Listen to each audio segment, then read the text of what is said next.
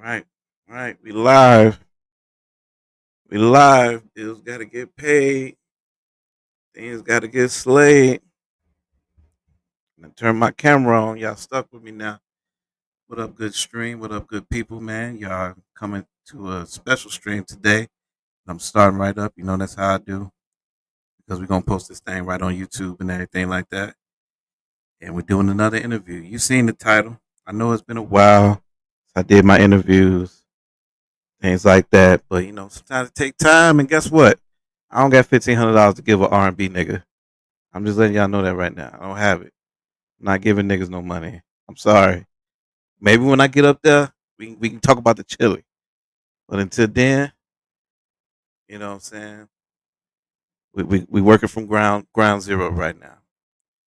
I'm gonna bring them right up here, man. We're gonna get right to it. Zola, what's the good? What's good, my boy? See the mods checking in the building, man. My boy. Zola, tell a friend, man. Tweet this shit out, whatever. You know what it is. I'm about to just bring them up to the stage, man. I was, and I before we do that, I was, I was thinking like, I don't really want to interview nobody from the community that we in, but then I do want to interview somebody from the community that we in, but it got to be like somebody that I feel like has value.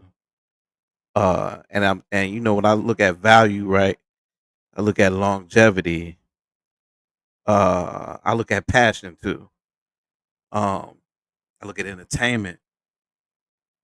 I look at niggas that just trying and really trying and having fun with this shit.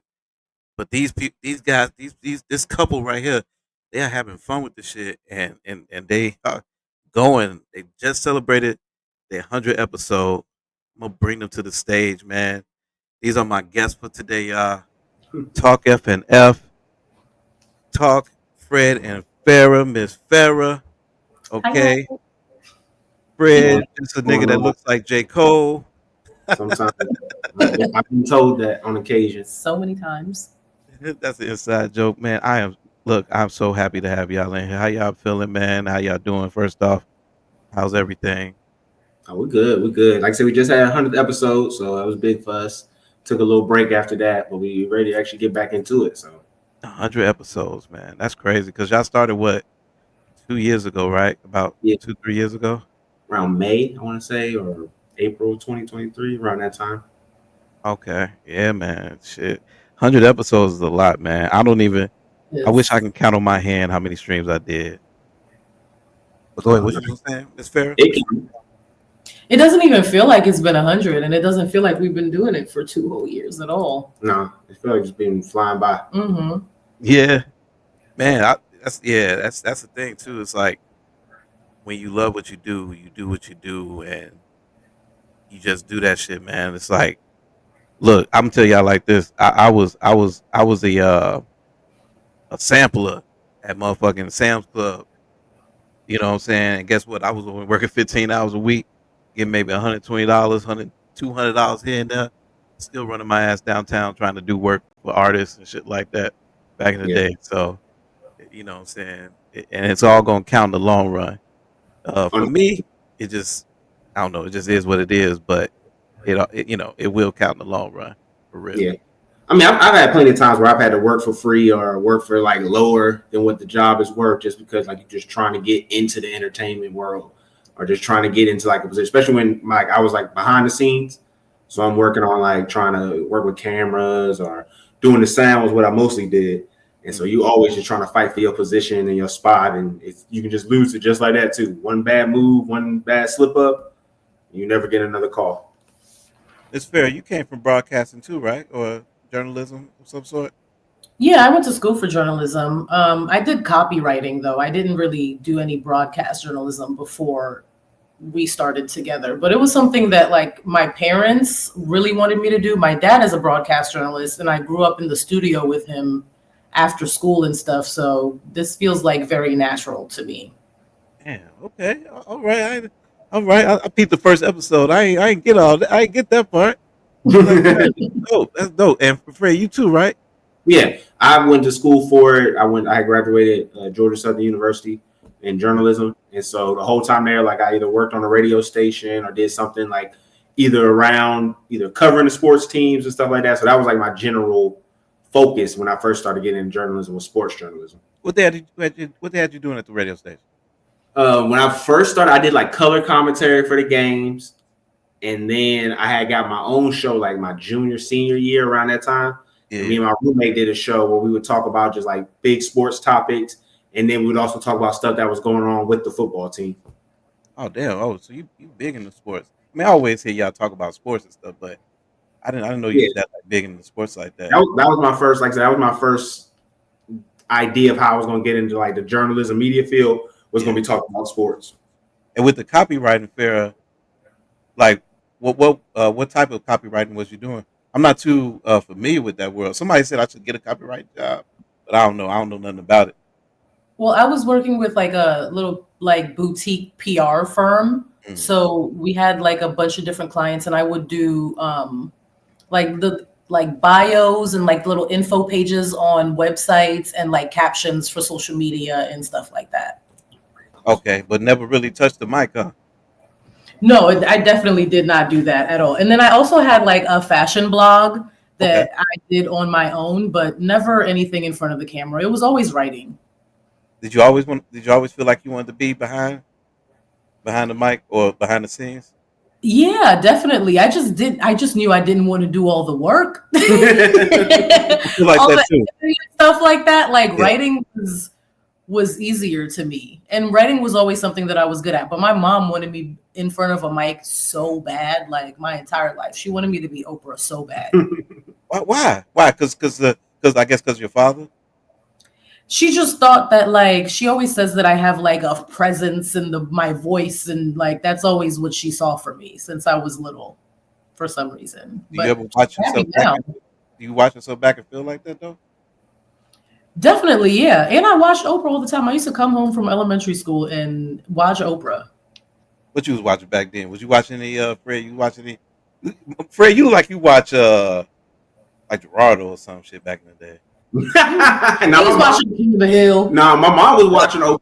Like that's where I used to watch a little bit. Like she's a star. Like she tries to undersell it a little bit, but she truly has like the gift of gab when it comes to, especially when she gets like in her stream of consciousness and stuff. So yeah. Our biggest video that we've ever done, anything, is her talking, like just going off on a topic. Like we did 1 million views on TikTok, and it was her. Like I did the editing, but you were the one who was talking. So like she has a gift that she doesn't really like to speak to like that. Look, you're giving a lot of praise, but I see it though because it was I think it was y'all first. I think it was y'all first episode. Y'all was like you was talking about some chick. And then she was like, "We're gonna talk about we gonna rape." Not you didn't say rape. You was like, "We're gonna talk about men and Jason Love." And she's a sicko, right? She's psyched out. I don't know. What do you see? What do you see in that man? He really lets me. He lets me get my shit off like all the time. No, not that man. And Jason Love. Oh no, we're not gonna talk about it. It's a walking Frankenstein. It was relevant to the moment because of the whole like no jumper stuff that was going on. And then I was like, if you gonna objectify women, let's objectify some men. And that whole image was just screams racism to me. It just I don't know.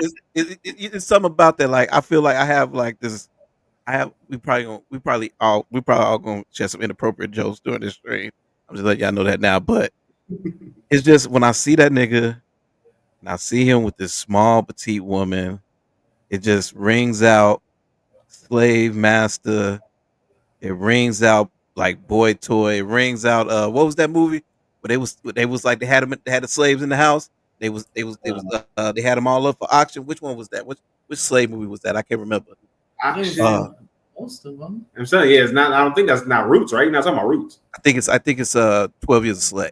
12 Years a Slave. Okay, I never seen that one. I stopped. I was out of the slave movie watching when that movie came. I've been out the slave movie game for like a decade now. I went back for Nate Parker movie, and then But then that's a movie that came and went. Y'all like, do we remember? But I remember that. you know, he had his situation he was going on. He did. He was fighting for his name during that time. And so did my nigga Jonathan Majors, man. I still watch magazine. They both lost. Unfortunately. Yeah, I still. Nobody seen that bodybuilder movie. Nobody went to go see that. Which one? The bodybuilder movie that he just came out with. I mean, I was thirsty to go see it.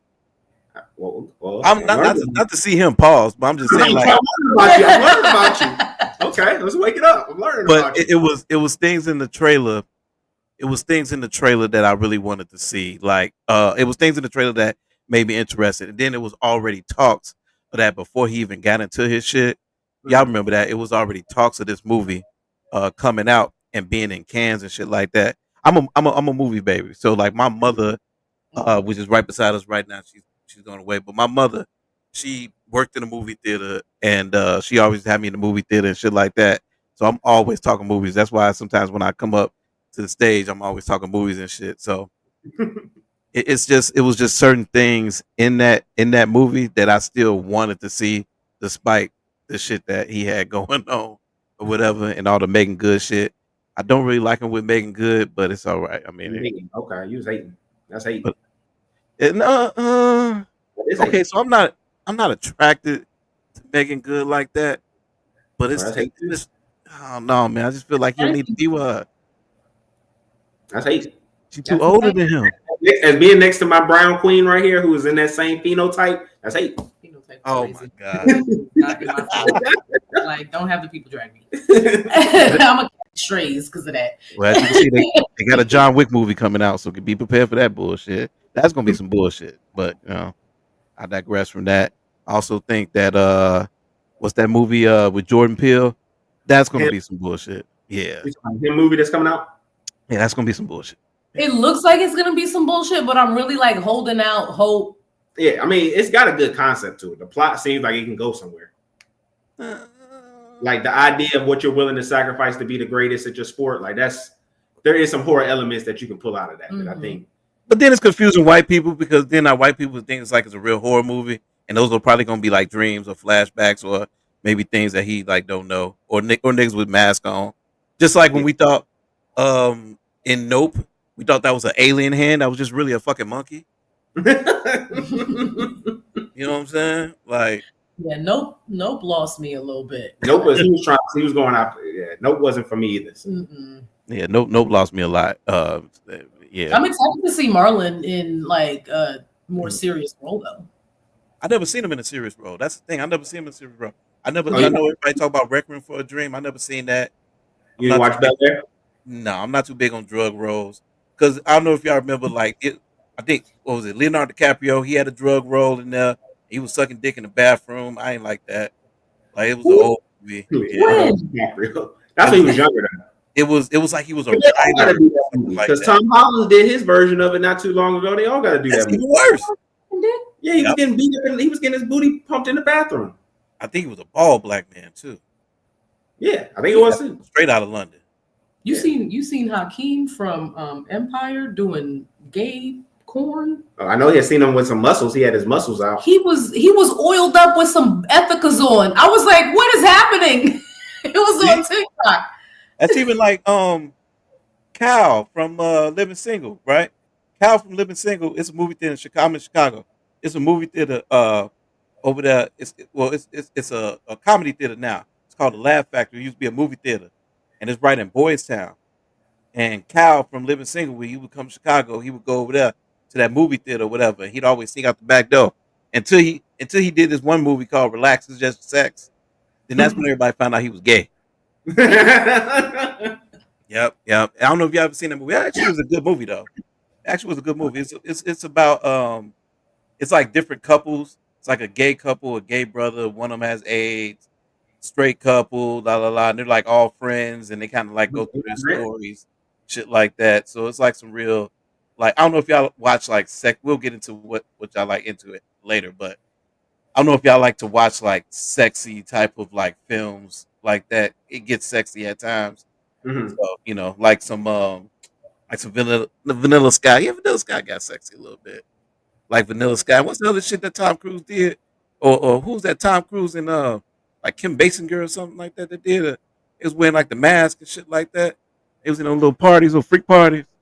And I know what you're talking about though. It's a term or phrase for them kind of parties that Some people menage use. a trois or something. Eyes wide shut. Yeah, eyes wide shut. There you go.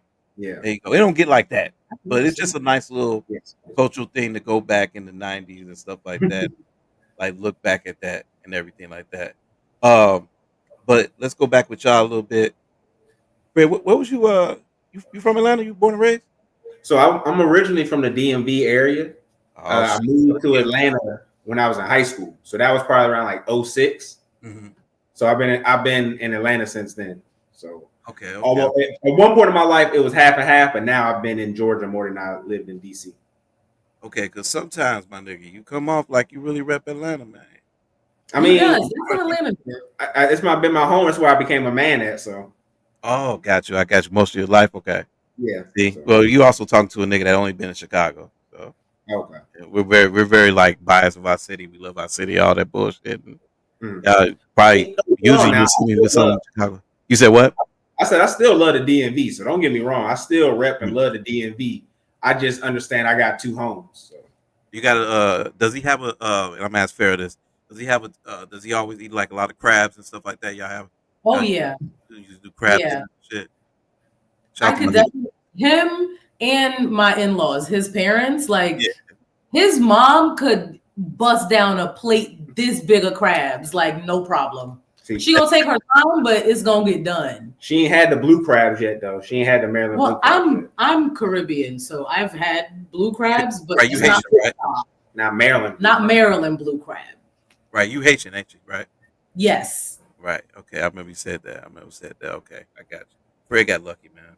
We don't have no Haitian people in Chicago like that, man. You gonna find some Mexicans. You're gonna find some Puerto Ricans on Puerto Rican Day.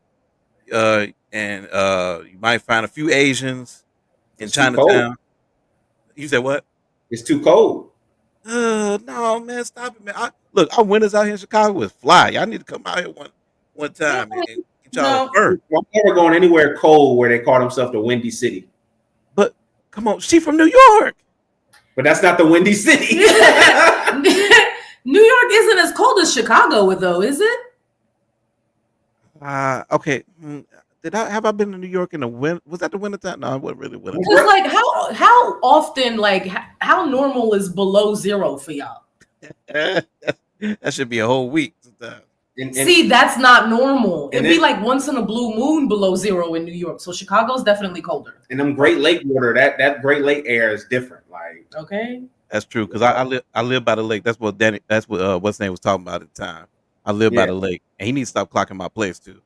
But it's lit during the summertime. I can imagine. Yeah, during summer it's nice. Mm-hmm. Yeah, but you gotta watch where you go. But it's just like. Some places you want to go to, some places you don't. Then, everybody. So right now we have a pandemic going on.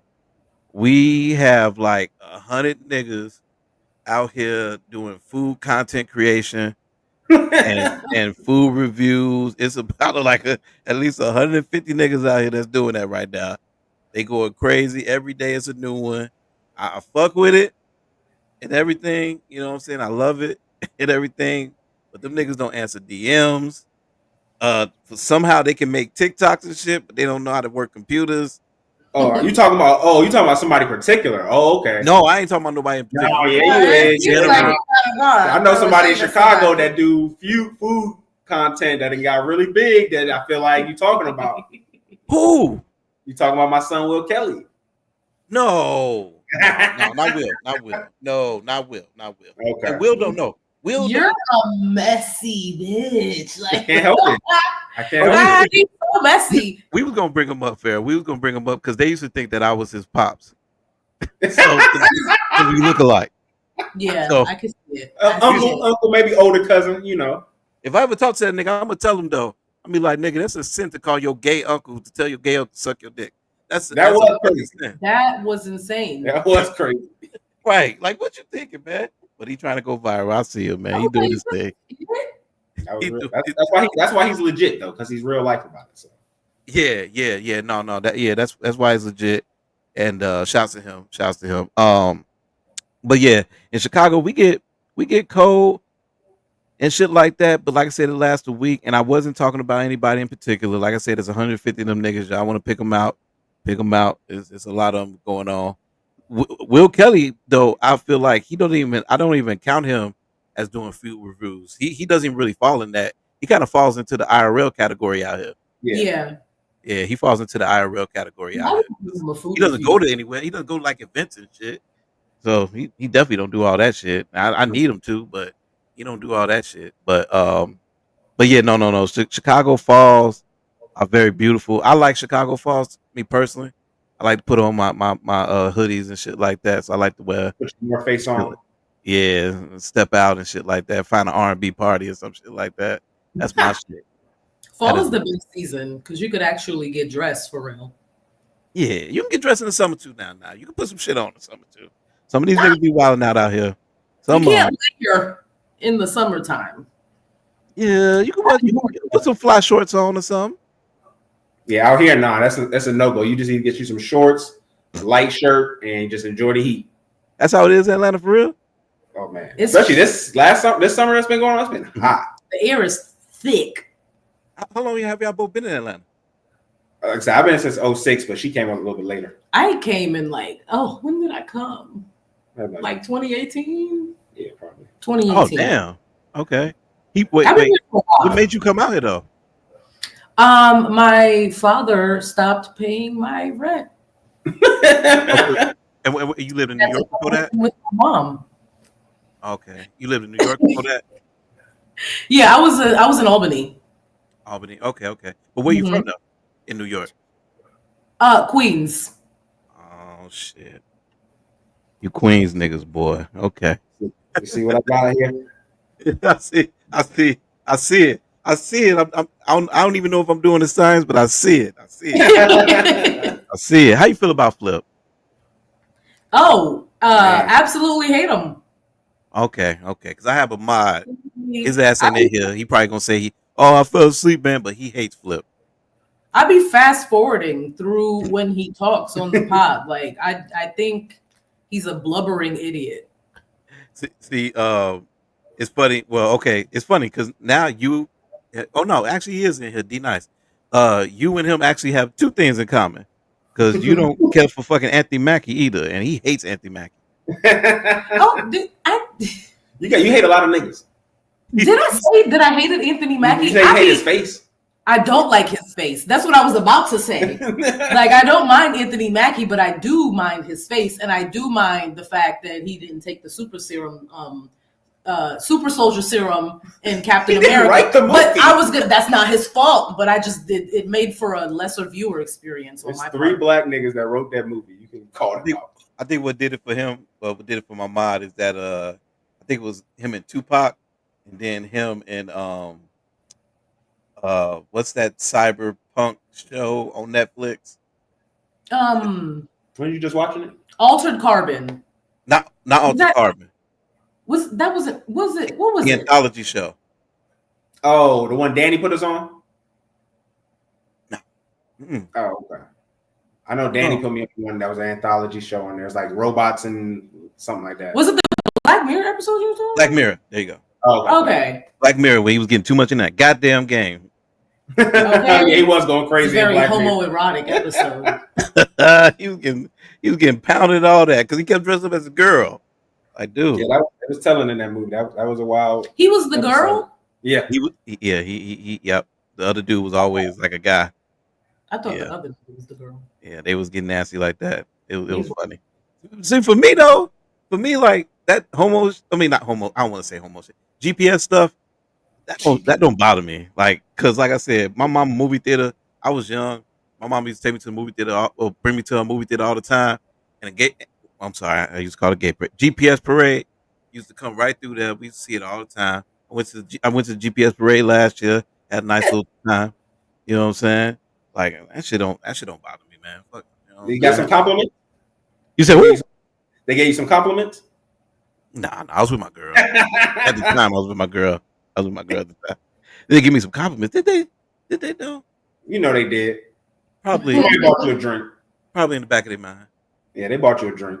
I wasn't thinking that though. I wasn't thinking like in the back of my mind. I'm not that. I'm not that shallow. I ain't shallow Hal like that. I ain't thinking in the back of my mind. It, I'm timid. I'm shy. I'm like it's hard for me to. Well, I'm not really shy, but I am kind of timid a little bit. Like I think a little sometimes my bashful. anxiety takes over a little bit. No, there's Yeah, nothing wrong with being a little bashful, a little, you know. a little bashful. You can say I'm bashful. Okay. Yeah, I say I think I'm bashful. I think That's uh nothing wrong with that. yeah. Even before this interview though, I had to hype myself up. I'm in here listening to Jodeci and shit to But hype hey, myself you up. gotta find it somewhere. Will you hype yourself with Jodeci? I'm old, baby. I'm old. I'm old. I'm old. I'm 39. So I'm old, man. Damn. No, I'm I, kidding. I just really discovered Diary of a Mad Black Band, and I just noticed I'm like, damn, Bryson Tiller takes a lot of this music from them. So you know what I'm saying? I don't know. I got caught up in that, and I just been listening to them for the past couple weeks. I even been like modeling because I DJ too. I've been modeling my mixes like that or whatever. Like I played like on my Twitter or whatever, one of my pins or whatever right now is that I mixed in Montel Jordan's Daddy's Home with Mhm. Drake's Daddy's Home. So Okay, I've heard some of his stuff. His stuff is really good. The mix that he does on his streams. I don't care for my oh yeah, you know you did, and you was the only nigga to give a nigga some chili off of. Thank you, sir. Oh no, I do always. not forget that, man. Oh no, Do not always. forget that. I appreciate you. Ain't even have to do shit like that. It takes so much for niggas to do shit like that because, like I said, I started in Twitch. I started Twitch in the pandemic, and I started Twitch to learn how to DJ because I had a. We also used to do a DJ podcast, and so we used to have like Joe Freshgoods up there, Kanye's old DJ up there, and shit like that. We would do interviews with him, producers and shit like that. And I was Mhm. and I think I told this before, but I was listening. This my pops calling me from jail. I'll talk to him later. I was no, I'll talk to him later for real. Like he been on the stream before. I put him on the stream and all that shit. This is my solitude place. Twitch is my you'll know the most about chill when you come here. Like it's like chill be like just I put him on stream and all. I talk to his ass later. He cool. He my step pops, but he cool. You know what I'm saying? Actually, the other day I went to his court date on Tuesday, and I was telling the stream that I went to his court date, and I haven't seen him in a while or whatever, you know, because the family be kind of like separated and shit. My family just be fucked up with separation, and I went to the court date, and I told him I'm like, yeah, pops, I'm gonna try to make it there. I'm trying to make it there. This motherfucker looking at the wrong stand. The niggas sitting right there. I'm like, nigga, I'm right here. He didn't even see me. You know what I'm saying? But afterwards, I talked to him. And I told him like, no, nigga, I was there. I was like, I know when they did your continuance. I know all that shit. Like I know what you had on. I know the lady that was standing next to you. I know the people that was in the courtroom. Because I had to like kind of take a mental note to that. Cause I'm like, damn, well, this nigga gonna say I wasn't there. I'm like, let me take a mental note of who all in the room and all this shit, so he can be like, yeah, I remember that. So it made him happy at the end of the day. Cause jail ain't no fucking joke. At the end of the day, Oh, like I'm feel like I'm joking about it, but jail ain't no fucking joke. Have y'all seen the movie Sing Sing?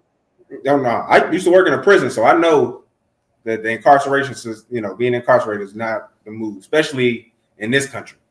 Well, watch Yeah. the movie Sing Sing. I also suggest that. That is a very beautiful movie that was looked over last year. Mm-hmm. Very beautiful movie. It's with your boy. What's his name? Damn, he was in this one movie, and I always remember. What's his goddamn name? You said, Domingo. Domingo Coleman. He GPS, but it's all right. He can dress though. Domingo oh, Coleman. that's your boy, Jamingo Cole. Domingo Coleman. Yup, he was in. What else he was in? Come on, help me out, y'all. Yeah, is it Coleman Domingo? Oh shit, Coleman Domingo. There you go. Coleman We Domingo. know who you're talking about. That. Coleman Domingo. Damn. I watched some recent too of y'all. I see you bigged up that nigga Corn Sweet. You like him, huh? Hey, good Superman. I'm a Batman nigga. He a good Superman. Yes. He the best Superman. No, I wouldn't say no. I wouldn't say he's the best Superman because there's a lot of things that you got when it comes to Superman. There's a lot of things that you got to include when you just say flat out best Superman, because it's like story. You also got to just think in like some of the like the actual scenes that they do, how they take place. Like, so it's a lot of stuff. Like, to me, when I think about live action Superman and we talking about a movie, yeah, it's really going to be Superman Returns for me. Okay. The one where he has Lois and the other dude raising his super baby. Like, that was hard. I thought that was hard. Have you showed her the new Superman yet? Yeah, we went to go see. Oh no. You took your nephews or something like that. You said. Yeah, I did take my nephew there. Yeah, we went to go see Fantastic Four, but I haven't seen Superman. Yeah, we gonna pull it up on the you know what I'm saying. Mm-hmm. We're gonna get into that too after that. But I'm gonna tell you this, Fair. When you do watch it, I'll give you this. He cool. Don't mind me. I'm a hard ass on shit. I be shitting on shit that don't even need to be shit at all. But he cool. He alright. He did warm my heart when he was talking to Lois, and I think when she watches it, she's gonna be like, "Oh, he's just such a good guy." He saved the squirrel. Come on. Lois wasn't even claiming him though. He was still in there washing dishes. She was claiming Clark. She just wasn't claiming Superman. No, she wasn't. She said it was. She said it was weird. She said, "Yeah, what's up with that situation? It's weird." Keep it on the low. You know how it is at the beginning. No, they wasn't keeping it on the low. She was not claiming him. Very 2025 of the movie. They was keeping it on the low, man. Come on. Fair, Lois, independent woman. She can't have no man attached to her. She didn't come off like that.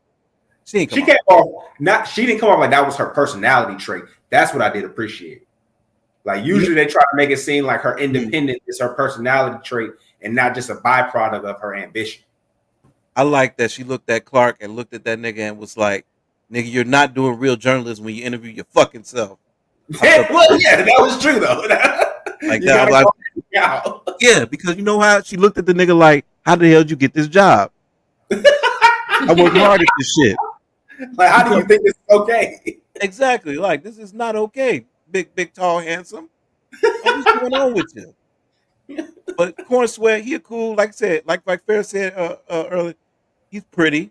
He's a pretty guy. He's a pretty man. So he's gonna get by.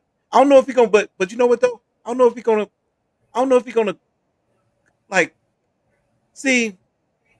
And they never really make Superman like that. Like, you know how certain white men that can cross over to the sisters. You know what I'm saying? And he ain't really no Matthew McConaughey white. That's a different kind of white. Is that like high white? No, just like a white that can cross over to the sisters. He looked like he got punched in the face. Like, he looked like somebody rocked his shit. Glorilla was just talking about Matthew McConaughey. Do black women like Matthew McConaughey? Yes. This is news to me. Yes. He's usually one of Matthew. What?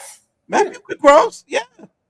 Oh, that's my first time hearing that ever. And apparently, in this day and age that we live in, black women like fucking Leonardo DiCaprio too.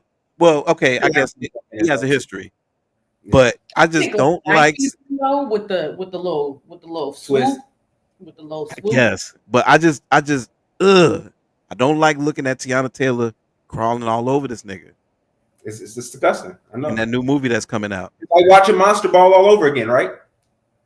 I don't even want to think about Monsters Ball, to be honest with you. My bad. Billy Bob Thornton. Yeah, that's just not another white man that crossover in real time. What's another white man that can kind of cross? See, that's the thing with Corn Sweat. He's not. He got a perfect like Lois though. Like, I love like how she got the black hair and shit like that. It's something about white women with black hair that I am attracted to. Mm-hmm. You know what I'm saying? You're a bunny hopper. You said what? You're a bunny hopper. I'm changing it probably this year. Yeah, maybe. I've been going through a lot, Farrah. I'm sorry. I know you're looking at me like crazy, but I've been going I've been going through a lot. I'm gonna let y'all know right now. Look, my girl left me at the top of the year. Okay, her shit is still in here.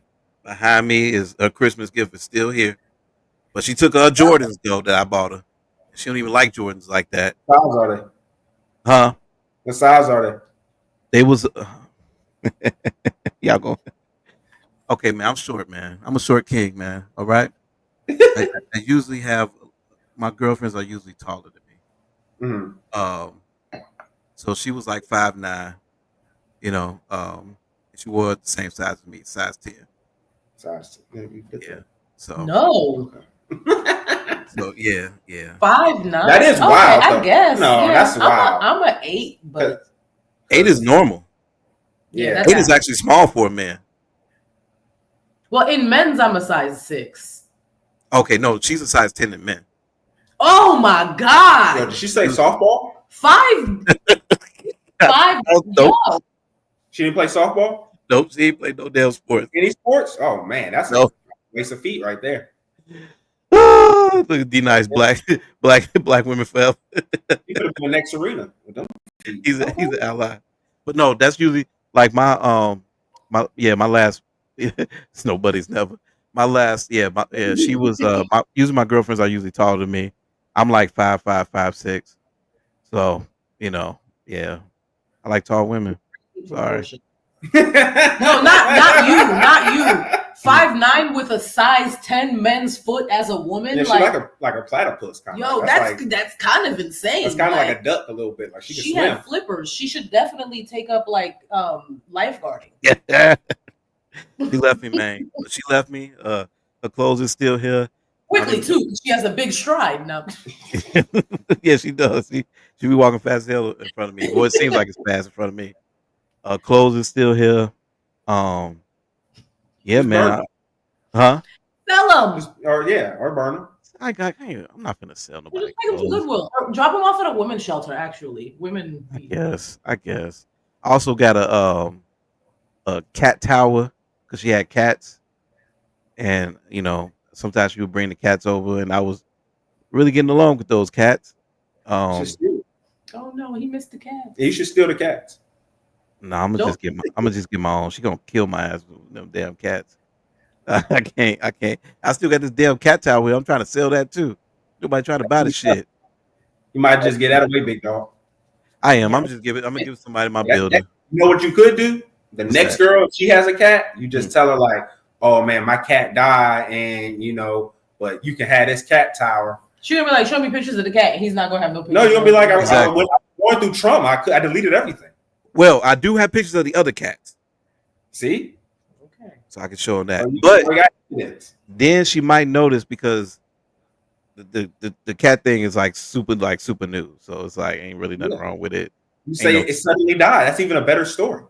Damn, that is fucked up. I had some animals that suddenly died on me for real. Yeah, so use that, combine that grief, add it to this fake story, and there you go. He's unhinged. But see, like I said, yeah, I'm old, so like that level of lying, I'll probably not even do it. Too rigorous, no, right? That's nothing. That's something you're never gonna have to prove ever again, and it's gonna be in her brain as a core memory.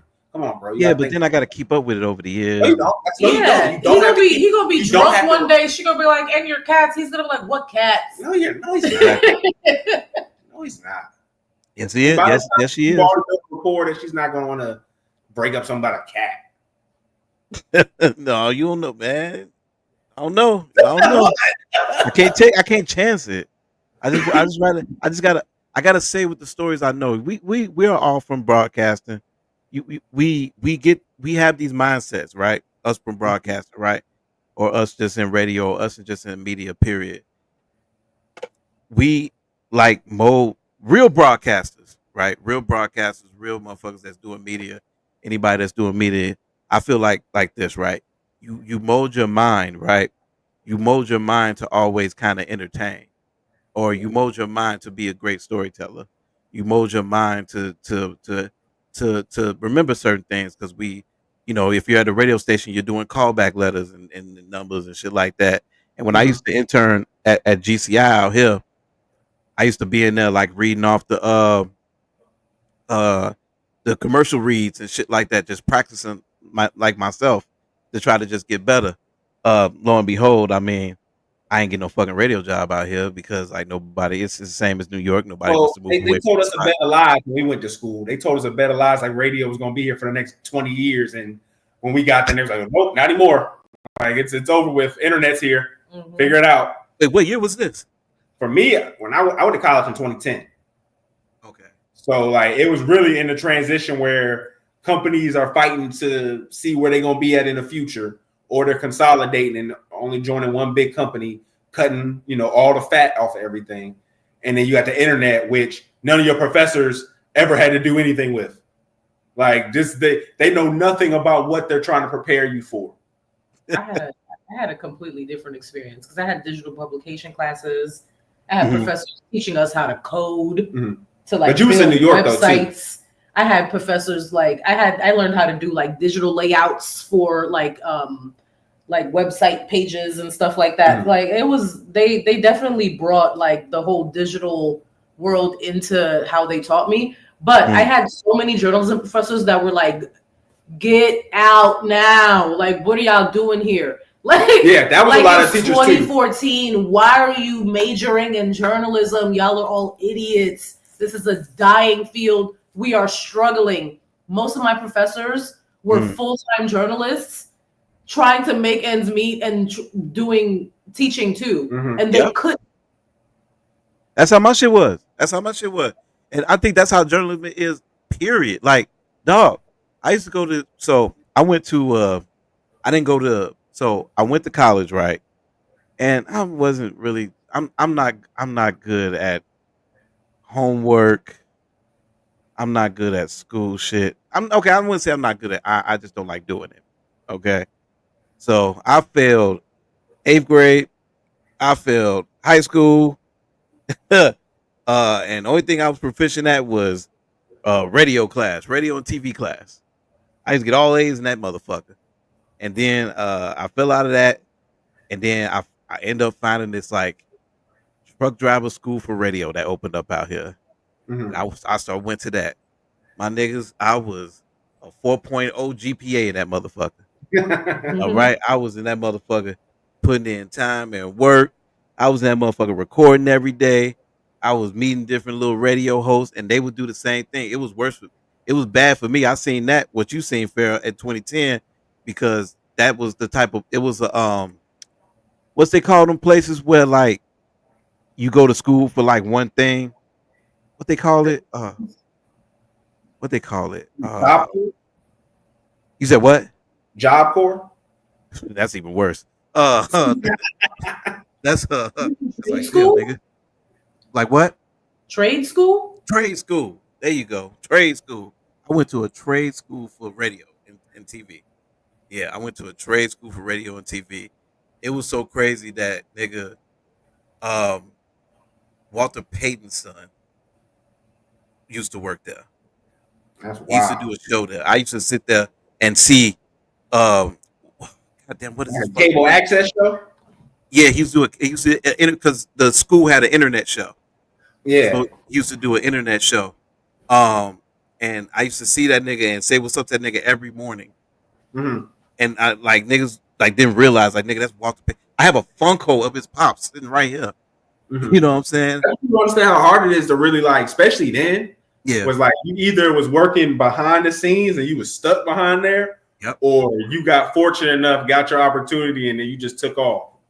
Dog, I used to see this nigga walk around the corner, go smoke weed and shit. My mind was blown. Okay, that is Walter Payton's son going to smoke weed. Smoking weed. That's like watching Jesus smoking crack. Almost like that nigga's a guy. It is. Fair look at him crazy, but Walter Payton out here in Chicago, he's like Walter Payton is like Jesus out. Yeah, he's like a Jesus out here in Chicago. Like he's the son of God smoking crack is like smoking. It's like that. Yeah, Walter Payton is a really big deal. He's like D Rose. He's like damn near the same level of D Rose. No, D Rose a god out here. I got D Rose posters in my front room and shit. Like D Rose is from my era. D Rose is a god to me, and that's half the reason why I used to not like LeBron, especially during that era. LeBron used to embarrass us, like dancing and shit in the fucking stadium. Nobody want to see that bullshit. So, no disrespect to the Chicago people, but how do y'all square that circle about him coming last in the train? Coming last in the train? What you mean? Oh, okay, never mind. Y'all can go. He was in a train. Yeah, you never seen the case that he was going through, and they say he was last in the train. Oh, see, that's a Chicago niggas problem. I think a lot of Chicago No, a lot of Chicago niggas love trains. I don't know if you can be official if you haven't been around one. To be honest with you, it's sad. That's the Just culture out emotional. here. Like even G Herbo talked about this shit one time about a train. A train. No, I think it was Dirk talked about it one time about a train being ran. Like yeah, trains are a thing out here.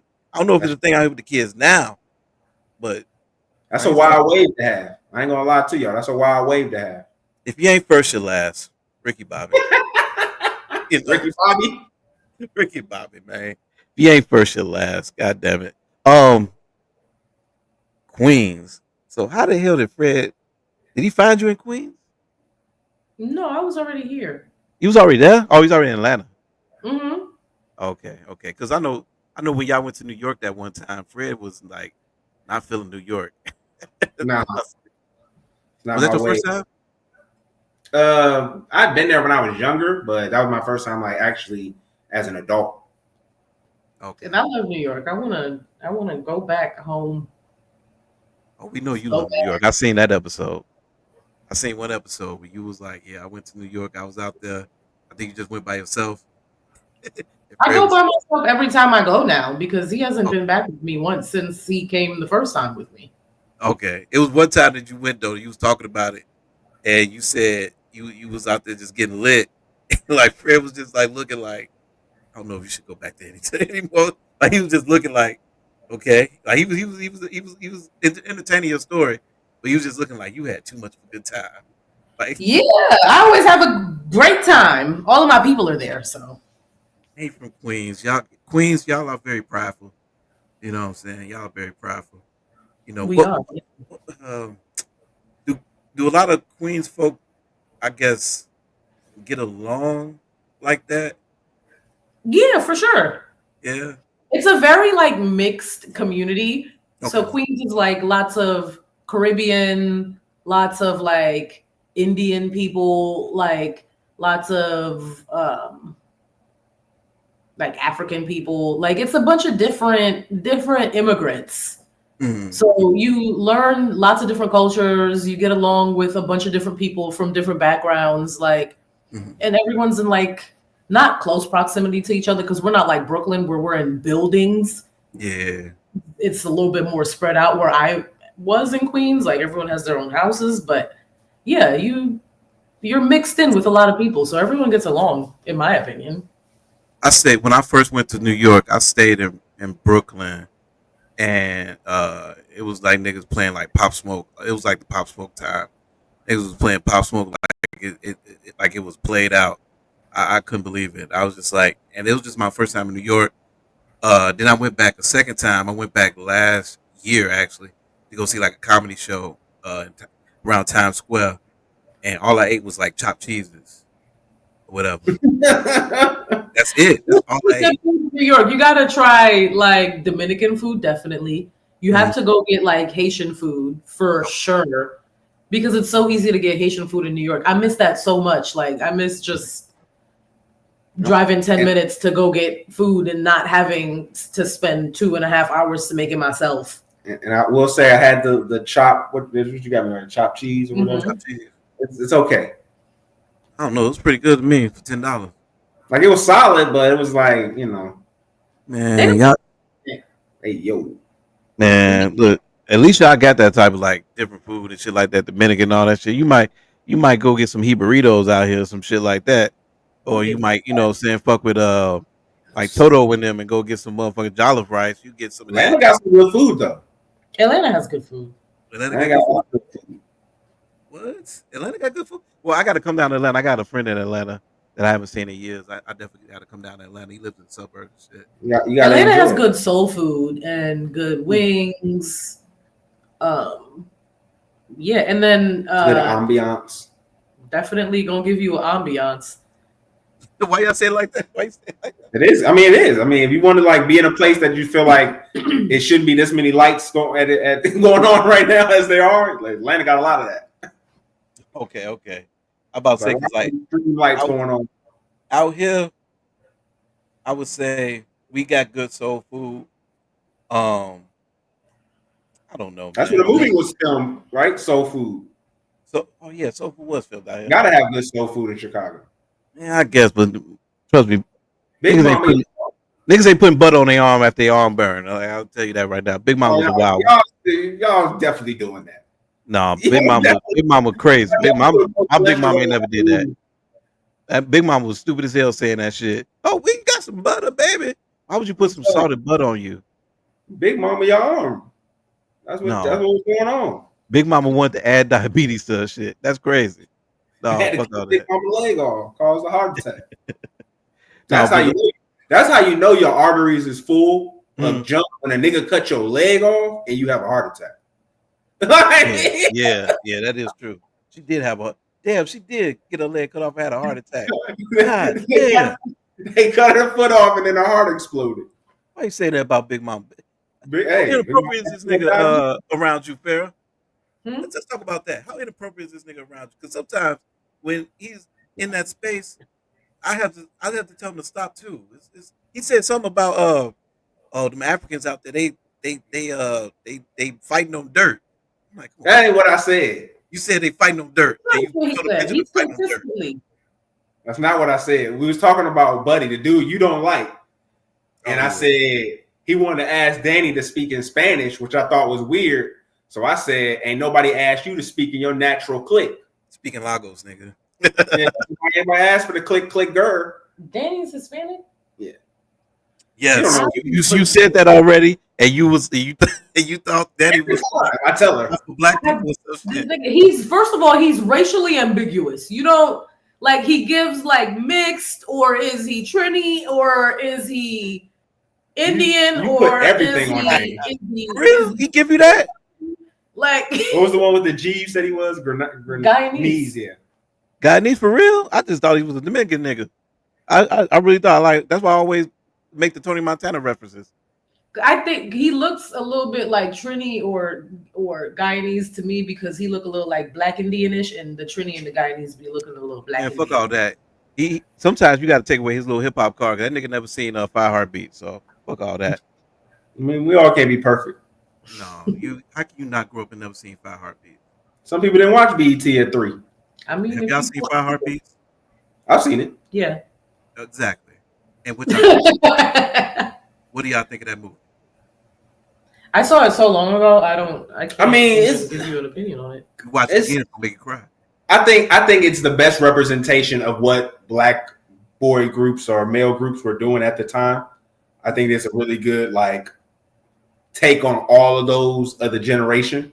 Yeah. So that's why I thought it was always a good movie because of that. Because they really just took multiple storylines and then just made a whole new story. Now they're not going to do that. Now it's got to be a biopic. Like we're not making up a group that look like the Temptations and sound like these guys and then telling a story. We going to do the story now. I cry every time when Quiet Boy bring out Eddie Kane, nigga, and that nigga sing. Yeah, Eddie Kane sing "Going On," nigga. I cry every time, nigga. every time. But yeah, let's not go back, but let's go forward a little bit. So, how long have you been married? Now 2 years, a little over 2 years, because it's May is our anniversary. So yeah. Nice. May is the anniversary. See, you gonna make me cry, nigga. Oh, my bad. That was my girl anniversary, man. We was together for 6 years. Oh, my bad, dog. Oh, good, man. I see. The thing of it is, what you've accomplished, and also at this current time, my brother is trying to accomplish, is that y'all niggas is married or getting married, and that's something that scares me to the fullest. Mm-hmm. I mean, I'm pretty sure it scared you at one point, but just to even go through it and do it, like, what pushed you to do it? Well, I mean, I grew up with both my parents, so like, Me too. What you mean? I mean, I wasn't saying niggas love to think that's a shot. Niggas love to think that's a shot. What He's my step from steel. No, it's just with me. It's just I grew up seeing that, so it was kind of like something I knew that I had a framework for more so than anything else.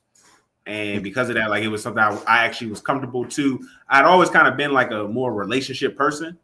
Okay. That had been like a super go-getter of the ladies. Yes, bring the wine. There you go. I feel comfortable now. I don't even drink like that. Thank you for getting that. Because I was wondering when you gonna get a drink in your hand. I'm just saying. Okay. I was just, This mouth look a little dry. I've been tuning to the content. We watched our content on stream before. But I'm sorry, keep going. Oh no, I was just gonna say, just with knowing the things that I was looking for, I felt like they were few and far between. So I never thought like actually being married was actually gonna be something that would have happened. But I knew I was never against the concept if I found somebody who fit those things that I wanted.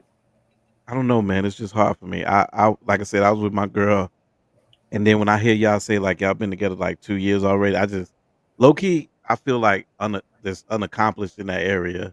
I'll be honest with you, like as somebody who is doing it and going through, I don't think it is actually for most people. Like the way that we socialize each other now, I don't think it's something that most people really are. I don't think we make people to be built for it because we're so individualistic and we think about like how my feelings are affected in everything that we do. That I think that it's probably for the best that most people don't. But then you say that, but then what makes y'all shit special is that like you're like I'm pretty sure you're the main content creator, right? Like you're always making content because I heard her say, this 100 episode wouldn't happen without you setting up the cameras, setting up the mics every day, and shit like that every week and shit like that. So like when you're with somebody like that, you're dead ass looking at their ambition, and as us as content creators, we don't really look at well. I try to support everything that she had going on and change for that, but we really don't kind of look at the other person of what they got like going on sometimes at a time, and we kind of I used to try to block out space to just content create and or just create shit or whatever, and it felt like I was leaving her out because she would say, "Well, let's do a podcast together," but I'm like, "But you're not from that," so I'm like, "Why would we do that?" You know what I'm saying? And I'm not a relationship talking person. You know what I'm saying? I'm not gonna sit here and talk relationships with you throughout the shit. That was the main thing that we didn't want to do when we got started. We were like, we're a couple doing a podcast, but this is not a couple's podcast. Like we would hate if it became that. But I am thinking about maybe on Patreon, we having like those tough marital conversations and we sell them like, we do them like them crazy. I don't know if I'm happy. And then like we just sell it on Patreon where we have like these tough conversations between us. No. That's an idea. So, and Fred, and I don't know if you ever heard me on the earliest stages when I used to be on there with Fred, I'm always throwing out little ideas and shit like that. So I feel like that idea is genius. And the thing of it is the fact that earlier when I was talking about niggas Patreons, you have to earn a Patreon subscription from a nigga. And I feel like seeing y'all content and how it is already, for me to see that, you have to see that other side for niggas to want to come to your Patreon. Mm-hmm. You have to, even if it's, or if you feel like it's unfiltered or whatever like that, you have to see that other side become and that's what earns a nigga that want to get their Patreon, to be honest with you. So if y'all do some shit like that, if take your time in doing it, but if y'all do some video, like that, you remember the video where Buddy had like they had cheated on the girl and then they had came back on each other, they was talking to each other about their relationship and cheating on them. Yeah, he said, come get some of the truth. Yeah, I'm thinking of something like that, but like we may even lie. You know what I'm saying? We may even make up some stories that just happened. We may take some stories down already. We might bring one of his baby mamas onto that. We're not gonna do that. Right, content is content. You see the Pandora. Will be right between us. That's a Pandora's box. What she say? What she say? And what's my slogan, Fred? No, make niggas content. Make niggas content. Once I said that, niggas went in shambles. I said that shit. Make niggas content because life is content. When you're in content creation, your life is fucking content. Like people don't understand that shit. That's why I did this whole rant about these niggas be coming up. You get yourself on this stage, on this podium, whatever stage it might be. You look back and you see like, oh fuck, I got I got motherfuckers listening to me. What the fuck? I never had niggas listen to me. Wow, y'all come in here every day? Oh, fuck, I'm gonna do it again. But then as soon as a nigga fucking talk about you or talk bad about you, you want to jump out your fucking loins. It's all right. Make these niggas content. Because if you can't take it, get the fuck out. Like it's that's just how the shit is. And it's so funny seeing that shit accumulate in Twitter space. Now we finna talk about Twitter space a little bit. That's the shit that we see accumulated in Twitter space is that is niggas that seem like, oh shit, I can hold a fucking group. Take a speech class, nigga, for one time. And see how many niggas speak to you. You know when I found out how that shit was? I was backstage at a Spitter concert and I missed him performing because I was waiting for niggas to come back there. I was interviewing niggas. I was just solo dolo with my nigga Dollar. But I was interviewing niggas that day and I had to get back there because I knew Fiend Cousins for somehow from Twitter. And I got back there. I was so thirsty to get interviews and shit. I said, fuck it. I'm finna interview this nigga in front of every fucking body. The groupies and all that shit was there. I was like, fuck it. I'm finna interview this nigga because this is the only chance I got. And I did it. And then and when I started talking, niggas shut up. I'm like, oh shit, I got the fucking room quiet. And from there I felt like, well, I can command the room. Yeah. You know what I'm saying? And the things that come with that come with that. You know what I'm saying? If you're getting slandered, you're getting whatever, blah, blah, blah. It's still at the end of the day, it's your life inside those walls. You can't really worry about that shit. You know what I'm saying? And you can fight it, but you can't really worry about that shit. But you gotta know niggas is gonna make you content. Niggas is being made content every fucking day. But Yeah, niggas still get mad at it. I was telling her you had reacted to one of our clips on your stream before. I was like, yeah, it's just that's how it is though. Like, yeah. See, exactly. Like I'll react to some of your shit. I'll have Danny shit up or whatever, or react to his shit. Like that's how I kind of found his shit. And I'll react to y'all shit because it's like if I'll react to it because first off I'm entertained by it. I'm entertained by it. Maybe the clip that you guys have out. I'm terrible at clips, by the way. So I don't know if y'all will see clips of this come out, but then it'll be probably like on Instagram or stuff like that. I'm terrible. I don't got no team. Okay, I don't got no team. And then I work and shit like that. And then like same. Shout out to the small content. I went to work today. I'm going to work tomorrow. See, I went to work today too. I was like, I'm off tomorrow though. I'm going to the club tonight. But well, I might go to the club tonight. I might. After this? I might. See what it is. Okay, if you working, that makes sense. But. Yeah, I don't got to work, but then it's going back to my problems. But the stream knows this. But you're home after 11 p.m. at 39 is unheard of. Like that's you. Yeah. Energy. True. You but got nigga energy. now I do. I was so earlier this year. I was in the hospital twice. And I was in the hospital like for some real bad shit. Like they found like it was like bad breathing and shit like that. And I just needed to really get my life together. I've been working from home since the pandemic. You know what I'm saying? And I've been just subjugated to my room. And you know, niggas be talking about, oh, chill lives he's right off the wall. He got a crazy setup. Yes, nigga, but also that's a detriment because I love my place. I love being here. I got a lot of space. And right now I'm a single nigga too. It's like, yeah, I'm a sit at home. Like I got my TV, I got fucking Twitch, I got my DJ shit if I want to DJ. Like I became a homebody like too much to the shit. So like I haven't been getting out a lot, and as of lately, I've been getting out more and shit like that too. Especially after being in the hospital fucking twice this year for some bullshit. You know what I'm saying? Like they had me in that bitch for like 2 weeks straight on both accounts. You know what I'm saying? I just wasn't living right, so I'm trying to live myself right, and that's why like when I see like fucking Jameson and shit like doing his shit, like I commend that shit, and he's a motivation to me. You know what I'm saying? So it's like that's why. Because you know, like I'm saying, be careful though, because you know, getting back to that can become a midlife crisis real quick. Like, you know, it's just one little. I suffered it already, y'all. Oh, okay. I suffered it already. Yeah, I'm in it already, man.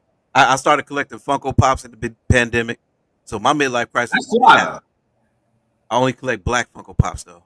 That's even flyer. Like that's Yeah. But I just told you Well, I'm switching to white women this year. What age is the midlife crisis on average usually start? like 35. 35? Okay, Yeah. so yeah. So it started already. Yeah. I'm 39. So it started already. Yeah, so it started. So I started collecting Funko Pops, all black Funko Pops, right? And yeah, it's fly, nigga, but I don't have no place to put them at. I got them fucking everywhere in my fucking place. So now they like kind of like a burden. Some of them, I'm looking at them though. Some of them, that's hard, especially they all black too. How many do you have?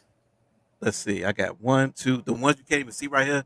I got 1, 2, 3, 4, 5, 6, 7, 8, 9, 10, 11, 12, 13, 14, 15. I got 15 just right here sitting next to me. I got Prince and Tupac and them behind me. I got Will Smith sitting somewhere. I got Will Smith from that fucking Alien movie. Bright.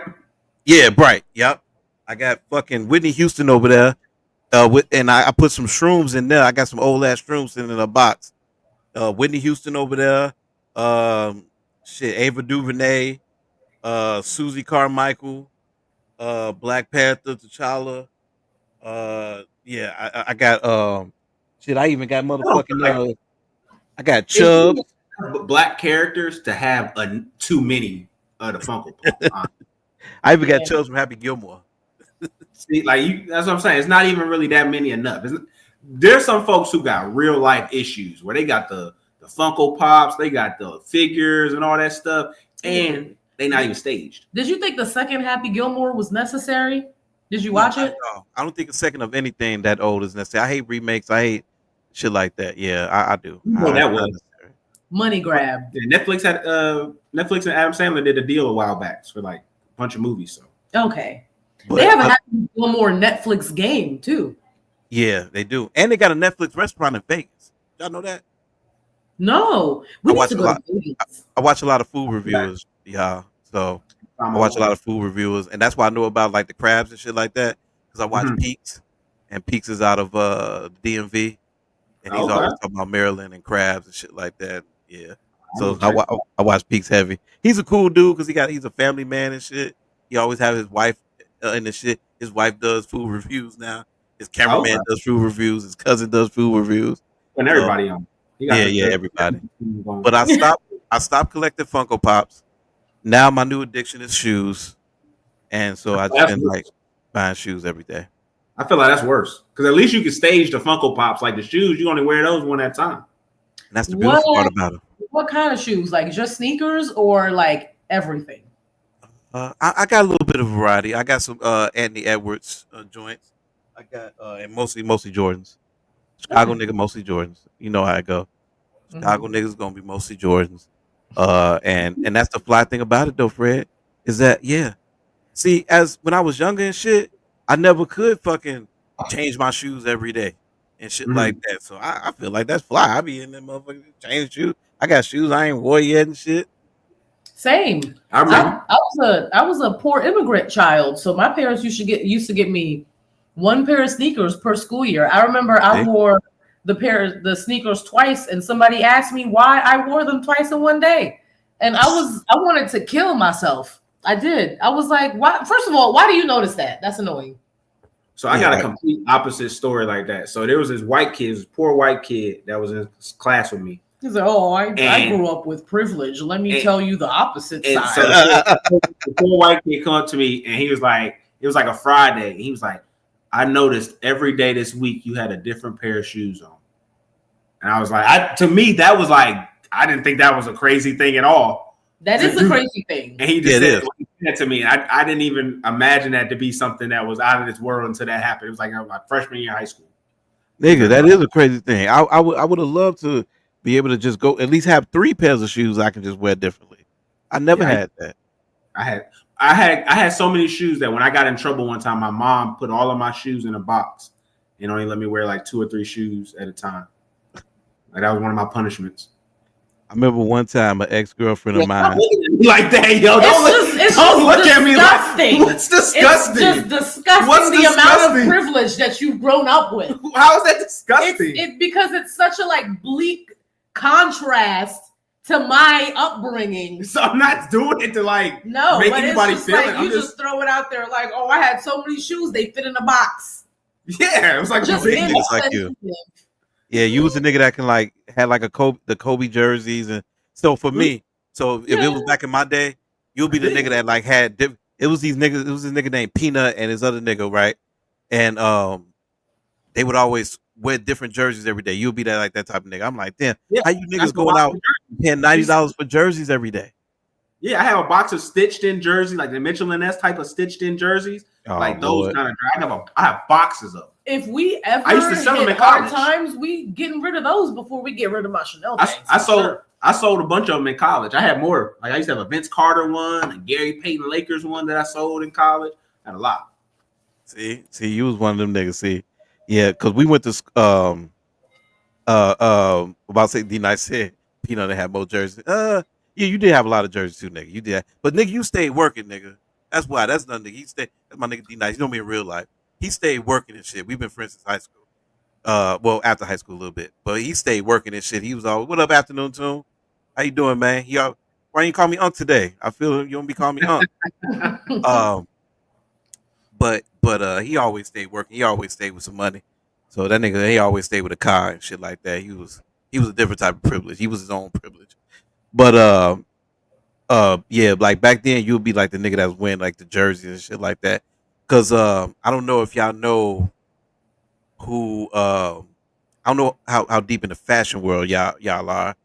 But are y'all familiar with like uh what's his fucking name? Uh like Joe Fresh Goods and shit like that. Mm-hmm. Oh, okay. Cool. So yeah. So like Joe Fresh Goods and it's another dude named Easy. We went to high school with him. He works for Travis Scott now. Well, he did work for Travis Scott. I don't think he works for him no more. But if you listen to one of Travis Scott's old songs or whatever on his album, he shouts them out and shit. He like got my nigga Easy up in this bitch. Easy used to like get us shoes and shit like that. And he used to also live on D-Nice block. That was like his best friend at the time and shit like that. But they fell out. But like it was like niggas like that would always come like fly and shit like that. Like I see Joe Fresh because today he just mostly wear like comfy shit around the crib. You know what I'm saying? Like he just wear like comfy shit. But I mean, when you a nigga that like has a whole mural of itself downtown Chicago, like I mean, I would walk around like that shit too. So, but I don't know. I feel like myself. I was never like able to get fly until I like got older or whatever like that. So I'm trying to take, advantage of, just dressing nice, dressing comfy, shit like that, dressing the way I want to dress and shit like that. So I don't know. It's definitely a midlife crisis for me because I even just ordered a poncho. Oh shit! Poncho is absolutely insane. What kind of poncho? What does it look like? Is it a traditional poncho? Camouflage? Like it's just a regular black and red poncho, so it can match my Does it have tassels at the bottom? No, it's just a black and red poncho, over poncho, like one of the over ponchos with a hood on it. I bought it to wear with my flu games. Okay, I don't. You're waking it up. I don't think we thinking of the same thing when you said poncho, because poncho is. I'm usually thinking that you wear it in the rain. Oh yeah, the piece of cloth that only has one hole in the top. Oh no, I'm wearing the Mayweather type ponchos. Okay, see, yeah. I was like, what's happening with this crisis? You should say what's happening with me and why am I in a crisis? That's the thing. I'm in a crisis. Crops next. That's gonna be the next food. You're gonna wear the crop tops. No, I ain't gonna wear no crop tops, man. I'm chubby, man. I'm fat, man. I can't sit there and wear no crop tops, nigga. I'll be out here looking crazy as hell. I'm cool. I shaved my head one time and went bald. That just wasn't a crazy. Nigga can't do that, bro. We got veins in our heads. You can't, man. If y'all want to see how I look, well, that's not a good. He have more browner tone. Us light brothers, we get the veins in the head. We start having these blue veins in our skull. Huh. You're looking crazy. No, I'm probably the same complexion as you, Fred. He's just toasty right now because he's been mowing the lawn a lot. That's what my dad not bald. He's to this day he won't go bald because you'll see all the veins in his head and stuff. See, yeah. Right now I don't look as light because I got like this brown lighting right here. Then I got my Same. light up there that's kind of like a brown light and shit like that too. No, I'm just a yellow nigga, man. My real daddy Poochie, that nigga white as shit. He got like red hair and shit. He look Irish and shit. Yeah, shouts to that nigga, man. I don't know where that nigga at, but shouts to him. You know what I'm So saying? you real half and half, man. Yeah, I think I'm like Creole. Okay. I be telling the chicks that. You like Something about- Cajun white. Yeah, like Belly Gang. Okay. Yeah, like Belly Gang. Y'all Nobody listen ever to Belly Gang believes out me. there? Nobody ever believes me when I tell them like I'm all black. Fully black, 2 black parents, 4 Nobody black believes me. grandparents. Like fully black man. I be having to convince people too. I'd be like, no, I promise you, he's fully black. Nobody ever Now believes me. my father-in-law, you do one of these, you be like, Fake. okay, that might Yeah. that might be a white man, but Really? That's a Really? man. Like your during the father-in-law's winter like that? time only though.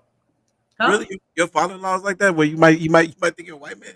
In the wintertime, if you do one of these, like just a quick, you might think he white. My father has coarse. He had coarse hair back in the day. So he's a little older now. He be slicking it back sometimes though. Yeah. He be, But it was coarse hair back then. My father had to go through the colored only sections to get his food. Okay, black parents. So y'all been married for 2 years and everything. How long it take to even meet each other's parents? I like think 3 weeks. yeah. Y'all was in love, huh? No, we after our first date, we haven't left No. each other. Yeah. It was first date locked in, done. Like, Really? yeah. I moved in with him after like our third date.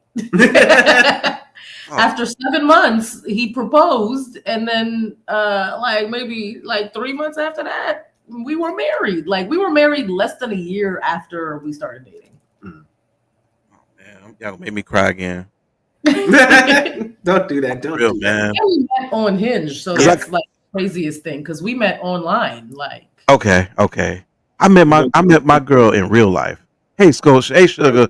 How you doing, Sugar? I feel like that was hate, Chill. I feel like that was hate how you just tried to throw that in there. No, I just happened to get lucky, man. And one day she said, "Let's go see Endgame." I got the tickets already. I fell in love. That's how I fell in love. I can imagine. Endgame was that's a very emotional moment. No, it wasn't that. Oh, It was okay. the fact that she had them bought already. Oh, she had. Oh, hold on. So she had them. So how long did she have them bought? Like, was it before y'all was even talking? Like, she already had them bought, or there's no way that she could have had him bought. I used to buy 2 tickets 2 at a time. So She got them that day. You know, our theaters is usually open. So she got them that day. But the fact that she just went out of her way, didn't ask, didn't do anything. Sometimes it is the little stuff. You always like, meet online is, trust me, I've been an online savant out here lately or whatever. Well, it's actually been terrible for me dating wise. But online dating, I don't knock that. So I don't know why you think I'm hating. I don't knock online dating. I feel like when anybody say in real life, they be trying to make it like that's a bonus. Like, oh, I'm actually out here touching grass while you playing on your fucking computer, you lame ass nigga. Like that's how I took it. No, nigga, I got about 4 or 5 day naps on the phone right now. I'm just telling you how to Facebook. I know, but it just happened that we worked at the same job. Oh, that's dangerous game. That's messy. It's only messy if you mess with somebody that's in the building already. And it's crazy because my job, and I'm still there today. My job is wild, right? The dynamic is wild. My job is a touring company, right? And it just so happened that the job is full of is majority women. All of my bosses are women. Like there's maybe like two males or 3 males. You don't really even see them or whatever, but majority is all women. You know what I'm saying? So, and it was a woman up in there that I was messing with, and she was older, and her name was like, she had an old name too. Her name was like Tennille. She was older, and she was crazy. She used to talk to herself. I don't know why I was messing with this lady, but she was. I knew she was old when she took me to a comedy show. Like, it was. So you had a thing for crazy cougars. That's what you're telling me. Crazy. Period. I mean, that's the thing. I like. Well, I don't. Okay, not crazy, but like. No, you said it already. I guess, man. Like, okay. So, like, Scotty Beam. I think Scotty Beam is beautiful, Yo, but she's I crazy too. also I don't, but then like her craze is a little bit different. Like I would probably like go back and forth with her, like, bitch, you know what I'm saying? Like because you don't do that crazy shit with me. Like you don't try to like just sit there and like play me. Like she don't play. She gonna play you. She ain't gonna put you in the pictures. She ain't gonna show you on Instagram or nothing. And she gonna sit there and act like what? You think I'm supposed to show you? Like that's the type. For years, I've always in certain music, I would say this is a Scotty Beam song. She's just that toxic. Scotty Beam is toxic, but I love a lot of um like toxic music though. Like I listen to Bryson. I'm a big Summer Walker fan. Um, I like Glorilla now for some reason. I feel like she's phenomenal. She's Uh, good. So you yeah, got to be a super yeah, fan then. she is. She's phenomenal, man. She's very Coil Ray. And Lost besides me. that, Lost me. who else? Who else? Oh, Anicia from Atlanta. I like her. I love her. I like the new young girls, the new young ratchet girls from Atlanta, Bunna B and Love B. um the girls that made Wham Whammy. You Oh, too old? those real? They real? Yeah, those are like they one of them was on Metro Boomin's new album, the one that he just dropped. Wait a minute. Wait a minute. Hold on. Is I that think that the other one girl that be wearing the tight pants, her stomach be out? yeah, she bit. I love it. She'd be like, I don't. that'd be her. She'd be like, I'm not doing it right, but she'd be doing that little dance. Oh, that little like, They're all like young. hey, yeah. I mean, I think the other one's name is like YK Nisi or something like that. But I love the new young ratchet girls. Man, why she be dressed like that though, man? I like Ratchet too. I do. I like a little LA Ratchet chick. I think that's my little thing. It's this group of girls called the Cuzzos. Y'all should check them out. They don't really Okay. get that much music though, but they nice and ratchet too. I like them too. Yeah, I Mhm. like them too. What y'all be listening to in the house? What the do y'all really share music in the house? I feel like that's an He important doesn't thing to share. listen to music. Yeah, I'm not really a Ever. music person. Point Really? blank period does not listen to music. He Oh, listens to y'all yell in the spaces. I listen to music all the time. I listen to mostly like Afro beats. I listen to a lot of Haitian music. mm, And when it comes to like hip hop and R&B and rap and stuff, like there's certain artists that I'll always um go listen to when they drop, like Smino, Isaiah Rashad, Kendrick, Summer, mm, Ari Lennox, Ari J. Lennox. Cole. All of those people I'll still listen to. But as far as like exploring and listening to new stuff, like I listen to a lot of Afro beats because it's so many different genres from like Mm-hmm. different regions. Yeah. It's a lot to explore. So I like it a lot. Wait, Fred, you don't listen to shit? Nope. I There's a listen to nerd like on. and stuff. No. I listen to like Drake and I listen to like popular music. This nigga Oh, will but not put on a song. Like he doesn't when he takes a shower, he'll listen to someone break down like Marvel comic books. That's fine. I do that too. That's Not fine. music. Yeah, I do that. I do that at times too. But I'm a variation of both. So I used to have this bum uncle too, and Shmino, he's another nigga. We don't really, I guess we claim him. He's from East St. Louis, I think. And you know, Mhm. East St. Louis not too far from Illinois or whatever. They kind of claim that nigga, I guess. Whatever. I don't know. Yeah, That's a whole he nother story. stands on St. Louis very hard. Like that's where Really? he's from. He reps it from Okay. through all of his music from the Yeah. first to now. I don't like that song he got with Chance. That shit sounds so fucking stupid. That shit, What and I understand Chance is doing this thing out here. He trying to promote his little new album. garbage? You said what? Chance is garbage. Damn, Chance is garbage. I forgot to Chance say. is after Acid Rap. 10 Day was great. Okay. Acid Rap was a work of art. It was beautiful. Okay. And then it's been on a slow decline since then. Like honestly, like I said it on the show before, he needs to start doing drugs again. He No. needs to pop a tab of acid, get in that studio with the dudes that he used to be with. What were they called? He Save still Money. hit with them niggas. He needs to get all of them need to get back on drugs and get in the studio because it's not giving what it used to give. They old now. I'm telling you, they old. Like Joey Purb, all them like they old now. Like I know them niggas. Like I've been to dates. I had a chance interview that I scrapped for King Louis, but I've been man. They old now. They was kids. Like they was gang banging and shit back in the day. Like they, they all GDs. Like they, Chill. they You old. remember? You remember when you had seen the clip when she was talking about that, and you had hit me up and was like, it was crazy that she knew all the people that she was talking about. Oh, what clip? What clip? Remind It me, was a please. clip about Chance when she was talking about Chance need to get back with those guys. Yeah, Joey and all that. Like Oh, I love to save money. When I found yeah. Chance, I was Oh, like, I'm gonna listen to everything this man has ever done, which is what I did. And I fell in love with the entire group. And then I listened to all of their albums individually, everything they've ever done too. I was invested heavily in Save Money and Chance the Rapper, and I was let down so hard. say moolah. Yeah, man. Oh, you look. We a lot of people don't have these save money. Mention save money. So for you to mention save money, that's some deep Chicago shit. To be honest with you, save money is like because they was known as like the bougie rappers out here because they was so hot and where they I was love coming that from. type of shit. Yeah, they where they was coming, like where how they was coming, they was known as like the bougie rappers, where they was getting the best publications. They was getting covered by like all the best shit. Uh, like I said, Joey Perp and all them. They was just all of them like Yafu, the loneliest Martin and all them. Tokyo, Fucking I think that was his name. Juke. What's his name? What's that damn boy name? He shaved his shit bald. I forgot that boy name. I can't remember that boy name. Big Mensa. Vic Mensa too. Vic Mensa. Yeah, I was gonna name Vic Mensa. No, Vic Mensa. Okay. So we watched shit on playback. Me and the Twitch team, right?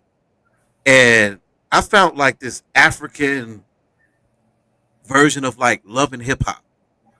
And one of the No ladies, Black African on it was Netflix. like, it was like, no, this wasn't on Netflix. This wasn't on shit. This was so we do our little website shit, right? We go on our little legal website, and they have like a array of different shit, right? And I was just fucking around. I was like, oh yeah, let's watch this African show or whatever like that. And I First was of all, like, send us that website. uh, ymovies.cc. Um, and I was seeing that website too. And we was on this website, and I was watching it, and one of the African women was dating Big Miss at the time. But then I seen him recently with That's a Young, Famous, and African. It's on Netflix. is the young famous African. Yeah, They be she like fun and I shit. forget Nadia. The first season she was dating Vic Mensa. He was never on the show, but like that's who she was dating. But that's a Netflix show. Oh, okay. So the first, okay, so I'm a remind me, reality TV girl. only Like I watched watch everything. one episode, but the first episode, the episode I watched, they was having like a dinner, and then like everybody was kind of like dressed flamboyant. They're African. That they were just dressed. Oh, my barber's African. He don't dress like that. His name Toto. He African as shit. Those are rich Africans in Africa. He a You rich have a nigga too. Well, I think he rich. in Africa. If he barbering right now, he probably not. You know. That You nigga know, he has a schedule, and he don't take niggas if you don't have a schedule. He not a I don't know walk-in if they barber. do it over there, but niggas got schedules over here and still just living normal. You right. Because I did used to live with this other African nigga named Albert, and that nigga be dressing. He be like a hype beast, but he still be dressing wild and shit. So I understand it. So okay, so that is the same girl. I thought it was a different girl. Okay, scratch that. I'm sorry. I thought it was a different girl. But yeah, Vic mess with Vashti and shit like that. Vashti. Yep. Oh, Vashti. They don't call. Why you say Vashti then? I don't know why you say that. It might be that. I don't know. I don't know. I don't know. I just remember her being around. I remember Vashti being around, and she was not messing with Pharrell. Well, it was rumors that she was messing with Pharrell. I But I remember remember her from like the Tumblr era. Like she was super popular on Tumblr. really. Mm-hmm. I was on Tumblr too, but I never was popping up. I never looked around Tumblr like that. That's the Oh, thing. I Like was I'll get on shit and never really look around. Like I mod for one of the Joe Budden uh, Reddits or whatever like that. A lot of people don't know that, but I mod for one of the Joe Budden Reddits. I really don't really do a lot of modding on that, to be honest with y'all. But when a nigga comes in like the mailbox and shit like that, I do talk to shit to them. Like they'll be like, "Oh, you a pussy for for banning me. I'm like, shut the fuck up, bitch. You should have, like, I'll read their comment and reply to their comment and say, shut the fuck up, bitch. Like, you should have been doing that. And I'll be like, and I'll let them know, like, and this ain't Danny, by the way. Just so This ain't Danny, by the way. Just so they know. Yeah, just so they know. I don't want to come half stepping. Ain't no half stepping. I don't want to do like that. I want to come half stepping. Um, but yeah, Fred. So you just a nerd, huh? You just a Oh, big time. Okay. I'm a big time nerd. Did you? You should have put the link. And so you acclimate her into being. I don't even know if that's the right word to use, but you put her in that realm of being that, and she just accepts it, huh? Because you were very passionate about Fantastic Four. Well, she had a slight interest into it beforehand. Okay. All of my friends are like nerds, OD, like, so they knew, they're like him and they know all the Marvel, DC, like they read comics and all that stuff. I was never super into it, but like I will go to see every DC and Marvel movie. Like, and I'll watch all of the shows and stuff, and it is interesting to me, but like I'm not as deep as he is. So he'll know all of the backstory. So when we're watching stuff, I'll ask him a million questions. And he knows, he'll just rattle off all the, and I think he loves how much questions I ask him too when we watch stuff like that. That's what y'all share a lot. Y'all share a lot of just like media interests. Yeah, media interests, just also like humor interests. Like I think one of the things we joke about would kind of let us know we were for each other was we had made fun of like this child when we were at a football game. And again, we wasn't saying nothing mean about him or anything. He just looked like Jordan from Bernie Mac show. So when we said that, we laughed at him because of the hat that he had on. We were laughing at I always say we were laughing at a small child when he told me that he loved me. But it was like a sophomore. Yeah, he's in high school. He was in high school. So we were making fun of the child, and then that's when he told me he loved me. Okay, I love it. It was fully an accident. So Fred. I love it, man. I know I'll be acting like I don't be doing. Look, I'm almost as racist, prejudiced as they come. Okay, I don't like being around blacks for too long. Okay, for certain black functions, I have my way about blacks. I have my way about blacks in the movie theater because I just had an incident at the movie theater, and it had to be a black person. Like they had to be on their phone. In a movie theater. Yeah, it's like you got to have movie theater etiquette, and it's like it was in there on their phones. I'm trying to watch Weapons. You in there on your phone. I told D Nice it's my mod the other day. Oh, yesterday he was like, "Yeah, I'm in the." He like, "Oh yeah, I'm in the movie theater right now." I'm like, "Niggas, you on your phone? Like, get the fuck off your phone."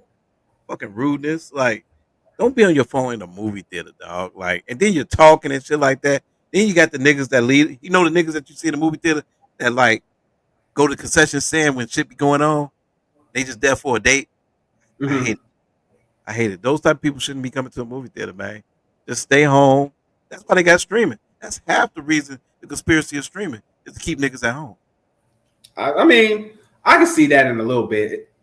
What you talking about, but it's also just a convenience thing. Like you just want to be able to watch stuff when you want to watch. I think that appeals to people more than anything else. Yeah. Really? Yeah. Because when the pandemic was happening, I paid $30 to watch Black Widow, so I didn't have to, because even though I could go to the movies. Really? Like, the movie was open down here. Atlanta was open the entire time during the pandemic. My friends in New York were just like shut down, miserable, and I was in Marshalls. Yeah, I bought both. I bought Shang-Chi and Black Widow, so I was down with it. I was in Vegas during the pandemic. That shit was dead as shit. I can imagine that. It was dead as shit. We was up during the pandemic. I bought a car. I was doing the pandemic. It was Atlanta was up. Like I was scamming. I was scamming a few things. I wasn't.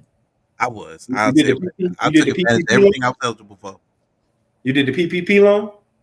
No, I wasn't living like that. I wish I could. You couldn't say that. No. No, I'm just saying. I did everything else though. I wish I knew about everything else. I would have did that. Oh shit, man! I was putting my money in Dogecoin. Like I was coming up. Was you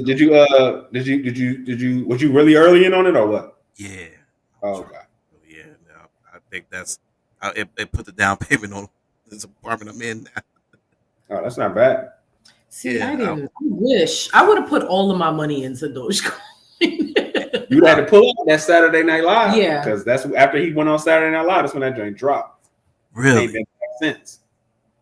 really. Doge still at 20 cents right now. Oh man, it's actually been it's been going down. That's the fucked up part about it. I don't know. So, do y'all see yourself as more as like 'cause even though y'all married, right, and everything, do y'all see yourself as like partners? Like, do you know when like that partnership kicks in for each other? Yeah, I think so. Oh, I was gonna say, what do you mean? Oh, well. We just Like, care that like, so it comes to a point where yes, okay, you love each other, right? Mm-hmm. But then it comes to a point where now it's on a strength of like you're motivating each other. You make each other better. You know what I'm Oh yeah, saying? 100%. Yeah. Yeah. And do y'all ever like notice that though? Oh, Yeah. sure. Yeah. Like if I'm not in a certain place, she may talk to me about it or ask me about it. And like early on, especially was like probably when was the roughest because it was just certain expectations I had that she just wasn't aware of. And so we would bump heads on certain things and it would like frustrate me or frustrate her. And we would have to kind of figure out where we wanted to bring about it. But like we would always wanted to keep doing it. It was just like we had to find that ground between the two of us. I think because we both have a lot of fun doing this together and individually, so it's something that we really love doing. Mm. And so for you, I think would you feel like Miss Farah, you would love it as much if you wasn't doing it with him?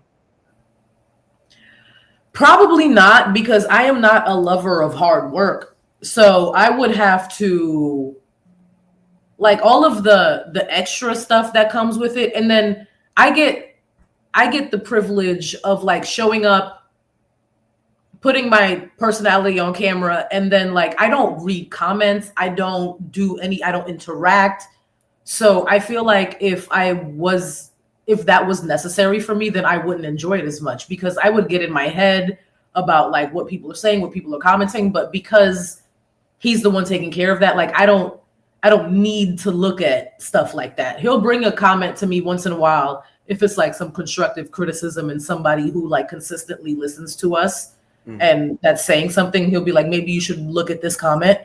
But I don't think I would like it as much if I wasn't doing it with him at all. Like, So what about when y'all cross that pinnacle? I feel like y'all are gonna cross a big pinnacle soon.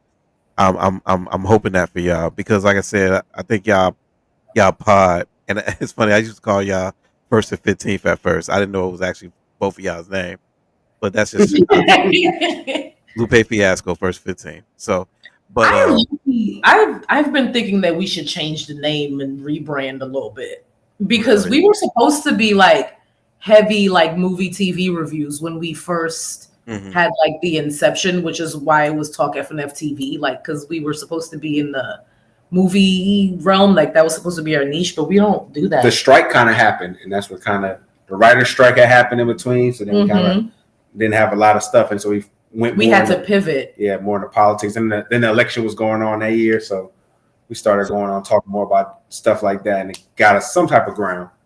So who came to who first about it? Really, I mean, or not even who came to who first about it. Like I know it was Fred that probably came with the idea first, but like, how did you kind of feel about it? Did you just want to jump on it immediately because y'all already was together? Because I feel like that happens. And the reason why I say that, let me say the reason why real quick. Reason why I say that because, like I said, my last girlfriend was like, "Hey, let's do a podcast together," and it seems like everybody in a man and woman dynamic is always so quick to let's do a podcast together because you think you got a nice connection with each other. Like, was it like that with y'all or? He had a podcast with a couple of his friends when we started dating, and then when I started living with him, I was always there when they recorded their episodes, and then I was on a couple episodes. that episode was the one that all the shit happened with Flip on JBP. So after that, have we talked about this before? Not in too much detail. But no, after that, like, so the thing that kind of messed my podcast up was a little Them bit niggas was pussy. I knew she was. Them niggas was pussy. They got a couple hate comments and they were ready to throw the baby out with the bathwater. Like, yeah, they weren't prepared for what kind of comes with, especially going at people when you're coming from where we're at. Like, when you don't have something else behind you that makes you quote unquote valid or whatever, like you're not a rapper doing content or movie star or something like that. Like, you don't like when you don't already have a fan base. Yeah, so then when you're doing that and you're being critical of other people, it's gonna come with their fan base attacking you, and like they got real scared. It was funny. In our text thread, one of my friends was like, "I've never been at the end of some type of viral attack like this ever in my life." Like, he said that in the group chat. So they got scared, and then about like just being like, you know how when you see on the internet, you somebody say somethody stupid, do-rag.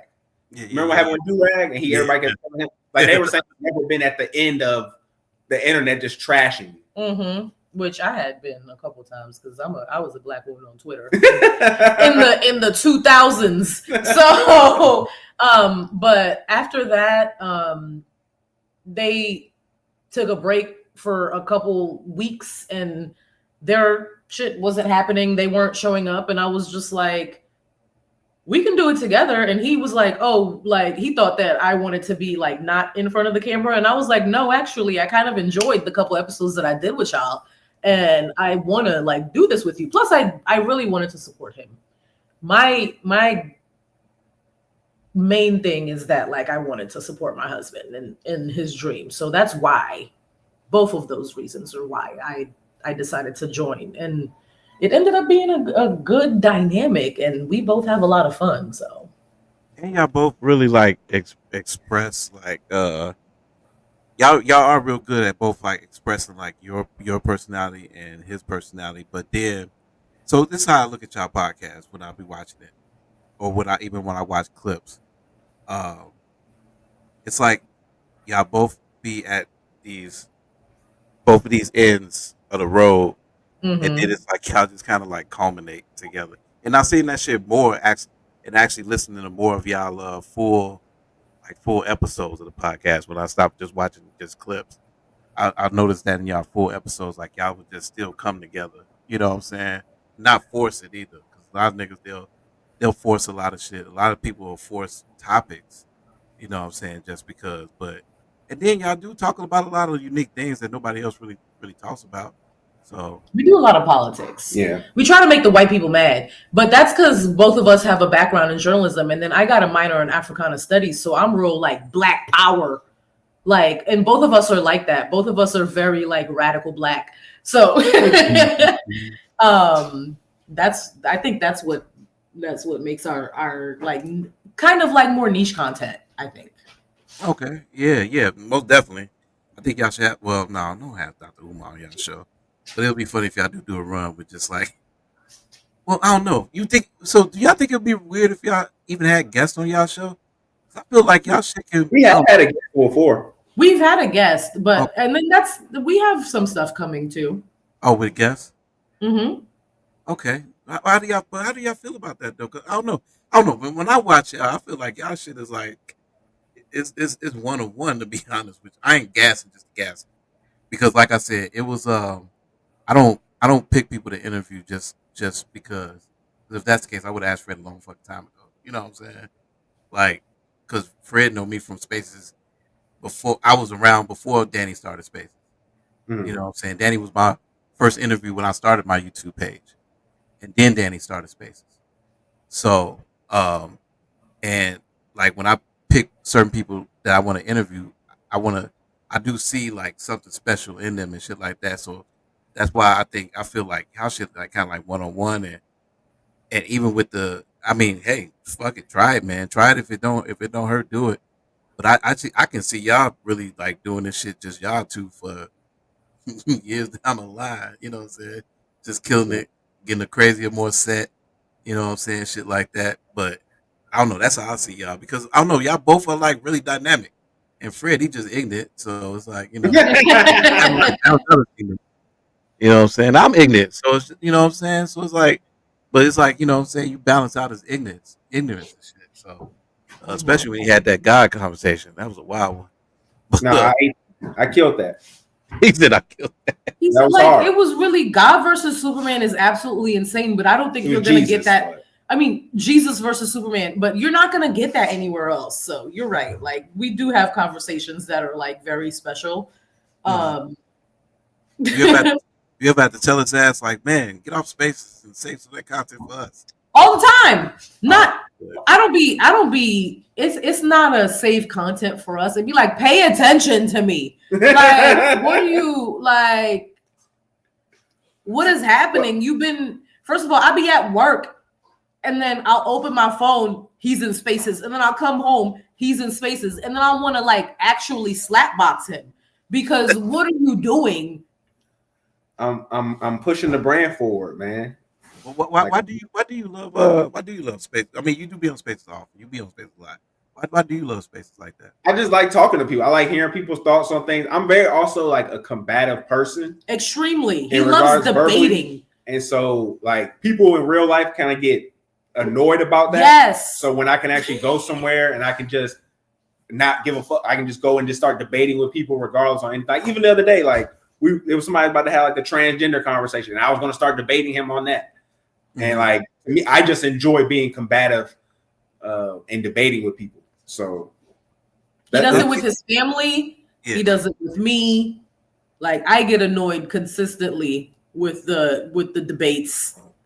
I mean, sometimes I just ignore it. That's why I try to tell, like, I'm a quiet person when we go around people because I have a combative personality. So like I'll rub people the wrong way because on the first like link up, I'm saying like, hey, your God doesn't exist. And like, you should, have a conversation about that with yourself. He fits in really well with my friends. I don't think he knows that because he hasn't hung out with them a lot. But like my friends like love Frederick and his personality and the wild off the cuff shit that he be saying. Like they very much appreciate his personality. He thinks he's not everyone's cup of tea, but like I'm not. And then my people appreciate me, so they appreciate you. Okay.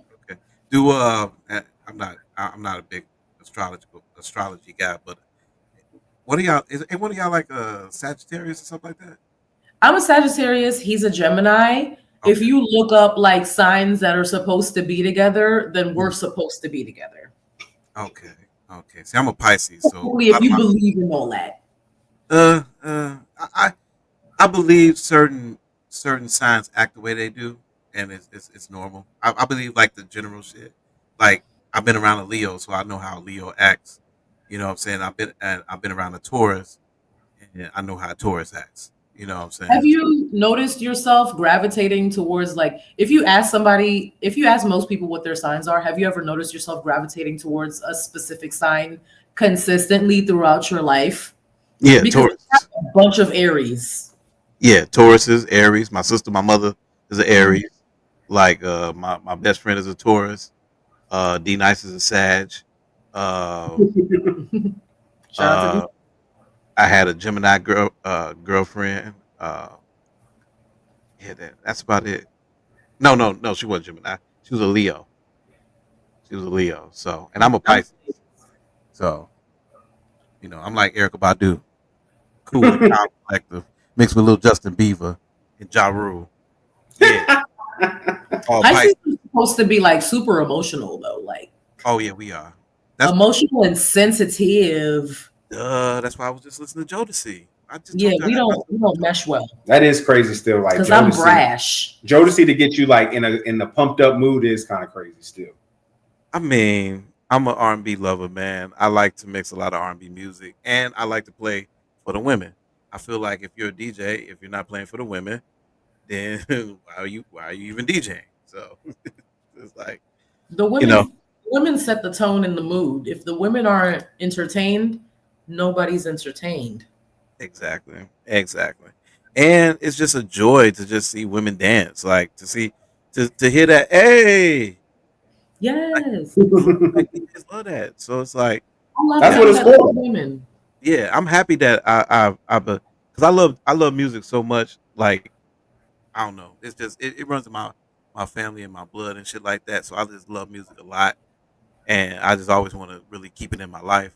And that's why, like with the space and shit, I like being in space. I really do. Like, cause when I get on stage, like the rare times now that I get on stage and shit like that, I like getting up there with y'all. I like getting up there Mhm. with y'all and shit. And it be bringing back the feeling. But then, like, I know that I'm gonna get caught up and be on that too much. Yeah. So it's like that's why, like, I don't It's know. always about a balancing act, though. At the end of the day, True. True. But it's then just, like I'm like you though. I wanna see breakdowns of movies. I wanna sit there and watch YouTubes of breakdowns of comic books. Like I just watched I love video games. I mhm. just watched the nigga the other day. I watched like 5 of his videos of him playing all the GTAs, playing of all the Spider-Man games and shit like that. Yeah. And those are like 45-minute movies and shit, or 45-minute videos and shit like that. Mhm. Now I like watching sneaker content. I sit there and watch fucking niggas sell sneakers all day. Them be good videos though. But I don't Because know. the dude don't be having the money sometimes, and then they be trying to act funny and then try to bargain it down. Or sometimes they'll do the like, oh, $500 or nothing coin flip. Like they really have a lot of that different kind of different content around that. So then they try to make ways of making it engaging. What's your algorithm looks like? Man, the thing that Pokemon is really on it.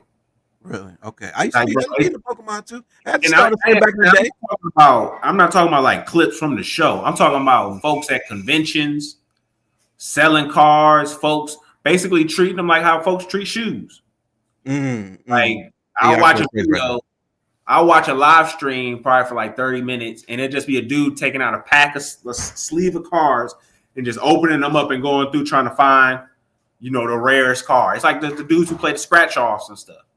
I seen that shit. Like they'll buy packs and shit, and they'll just be like going through them and shit. Like oh shit, like I ain't got shit there, and then they'll open up another pack and just go through them and shit. Okay, I see it. Yeah. I see that shit before. Yeah, I see that shit. I used to be really into Pokemon back in and what was that like 8th grade? I want to say. Well, I don't know if you remember. Well, I don't know, probably too young for it, but they used to have the Pokemon starter packs. It Yeah. was always guaranteed at least two what was they calling them shits? Starters.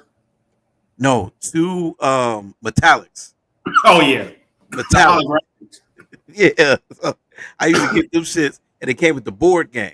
Mm-hmm. I used to play with the board game and shit. I remember one time I lost a lot of my metallics just playing the board game because a nigga had a Ditto. And to this day, Oh, I don't think his card was real. you might have got fooled. I don't think Dittos was real back then. I need what I want to really do. I got a whole like binder full of them. Like when I was little, all the cards, like so, just the regular ones that You I still want got to it? go through. Yeah, I still got the binder at my mama's house. I want to go through and get the cards graded and Do it, see like for real how much it's worth. nigga. If you still got them cards to this day, I'm trying to tell you, but I got the original joints, like first edition holographic joints. Like, you probably got a so, half a million sitting over there. nah, it's not. It's probably about 10 racks, maybe. You probably no. But I do got to like see because when I was little, my mom used to buy me like certain toys just as collectibles, like stuff that it's not even out of the box. It's just stuff that we got like gold cars, like model cars and stuff like that. It's already filled, made up like 24 karat type stuff. So like I want to go through and get a lot of that appraised. What things? What things you collect today? I'm not much of a collector of anything now per se.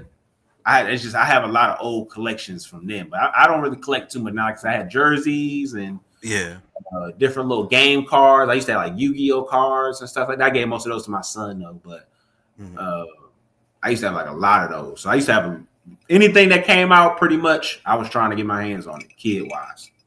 What about you, Miss Farrell? Do you collect anything? I collect vintage designer items. I have lots of like, I have a couple Jean Paul Gaultier pieces. I have some Chanel pieces. I have like, that's what I was looking at my phone because I live on eBay now. So I have a couple of like Dolce & Gabbana pieces on eBay That's what I'm passionate You about. see why I can't collect nothing, right? Okay, I got you. No, but that's a dope. No, look, vintage shit is dope. I like vintage shit. I like. Okay, so I'm not a like I said, I'm not a fashion person, but I'm into. I feel like the '90s was such a era for like fashion and high fashion. Like it's a movie that I like. I don't know if you ever heard of it. It's called Pret-a-Porter, Ready to Wear. And if you ever like find it and check it out, it actually has what's his name? Forrest Whitaker. It's one of the Whitakers. It's probably one of his brothers. It was Forrest Whitaker is in it too. He plays like a gay fashion designer and shit like that too. There's a few other people in there that you might know or whatever. But that's one of my favorite movies where it's just all about the fashion industry. It's all about like and it's like Paris Fashion Week and shit like that. And it's a murder that happens during Paris Fashion Week. That's very much up my alley. I'm definitely gonna watch that. Check it out. It's called Pret-a-Porter, Ready to Wear. I think it's Sandra Bullock or one of the white women is in it. It's one of the white women with long hair. I don't think it's Sandra Bullock though. You done made my list of movies I gotta watch now along with her. You done said about 3 movies now we gotta watch. But also I didn't write down the movie website you told us earlier. It was movies what? It's a wild movie. I'll send it to you. I'll send it to Fred. I got you. We use it all the time. Yeah. We be on playback. I call my playback the bootleg cinema. Yeah, so that was what I wanted us to do too. Is like for our live streams, is like watch movies and like talk about the movies while we watch them, and then put them on Patreon once we done. Like you don't watch it live. Do it. I did something like that. I have something like that on SoundCloud. When we watch, I want to do that with the reality shows that I watch because like all of the like little dating reality shows, he has like ridiculous opinions that rage bait me all the time. And and I think that would be really good content. Some of them shits is horrifying. That one show that was on Netflix where they like married each other, like but they didn't see each other. That was a sick, nasty show. Ooh, Love is Blind, but there's been like 14 seasons of that show. I know, and I watched 1 or 2 of them. Whichever, what was the one with the bald headed dude where he was like he didn't like her and old girl walked away and had that Beyonce line, called him a bitch boy or something like that. He was like by the pool. He was a bald headed dude. I think he was gay too. It's like bisexual. Little GPS. I might be conflating one because there was one where it was a black guy that everybody thought was gay, and he left his white girl, and then there was another one. There was a bald dude too. I remember there was a white girl. There was I don't remember her name, but she was like, "When you see me, you're gonna choke." Or is that what you're talking about? I think so. Remember the girl who was orange? Black woman. Oh, black woman. I don't know that. Yeah, she walked away and she was like quoting this Beyonce song. What's that Beyonce song? The one where she like yelling and shit. It's like on the last couple albums where she. So I don't know if y'all listen to Beyonce in the house, but I had an avid. Once again, I know I'm sorry, y'all. I'm bringing it up again. My ex-girlfriend, she was an avid Beyonce fan. Reason why? Because she still has all her fucking vinyl records that I bought her of all the Beyonce records. You got to sell that stuff, man. No, she really killed me for selling them. I got to give those back to her.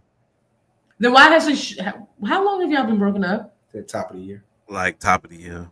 It's been like 6 months. She has had plenty of time to come pick them up. She might be trying to rekindle it too. Oh, yeah. Put a picture of them on Facebook Marketplace. She killed me. Just put it up for free, but don't really answer nothing.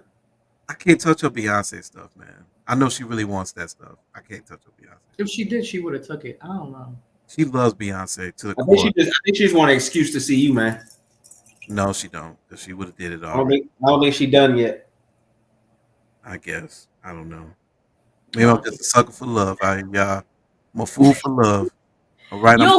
You'll find the love of your life. No, I won't. I'm too old. No, you're not too old. You're only 39. No, there's a 26-year-old out there that's going ready to get right. I'm not going 20s no more. I'm sorry. I'm not Manny. What? Niggas like you, like. What do you mean, like me?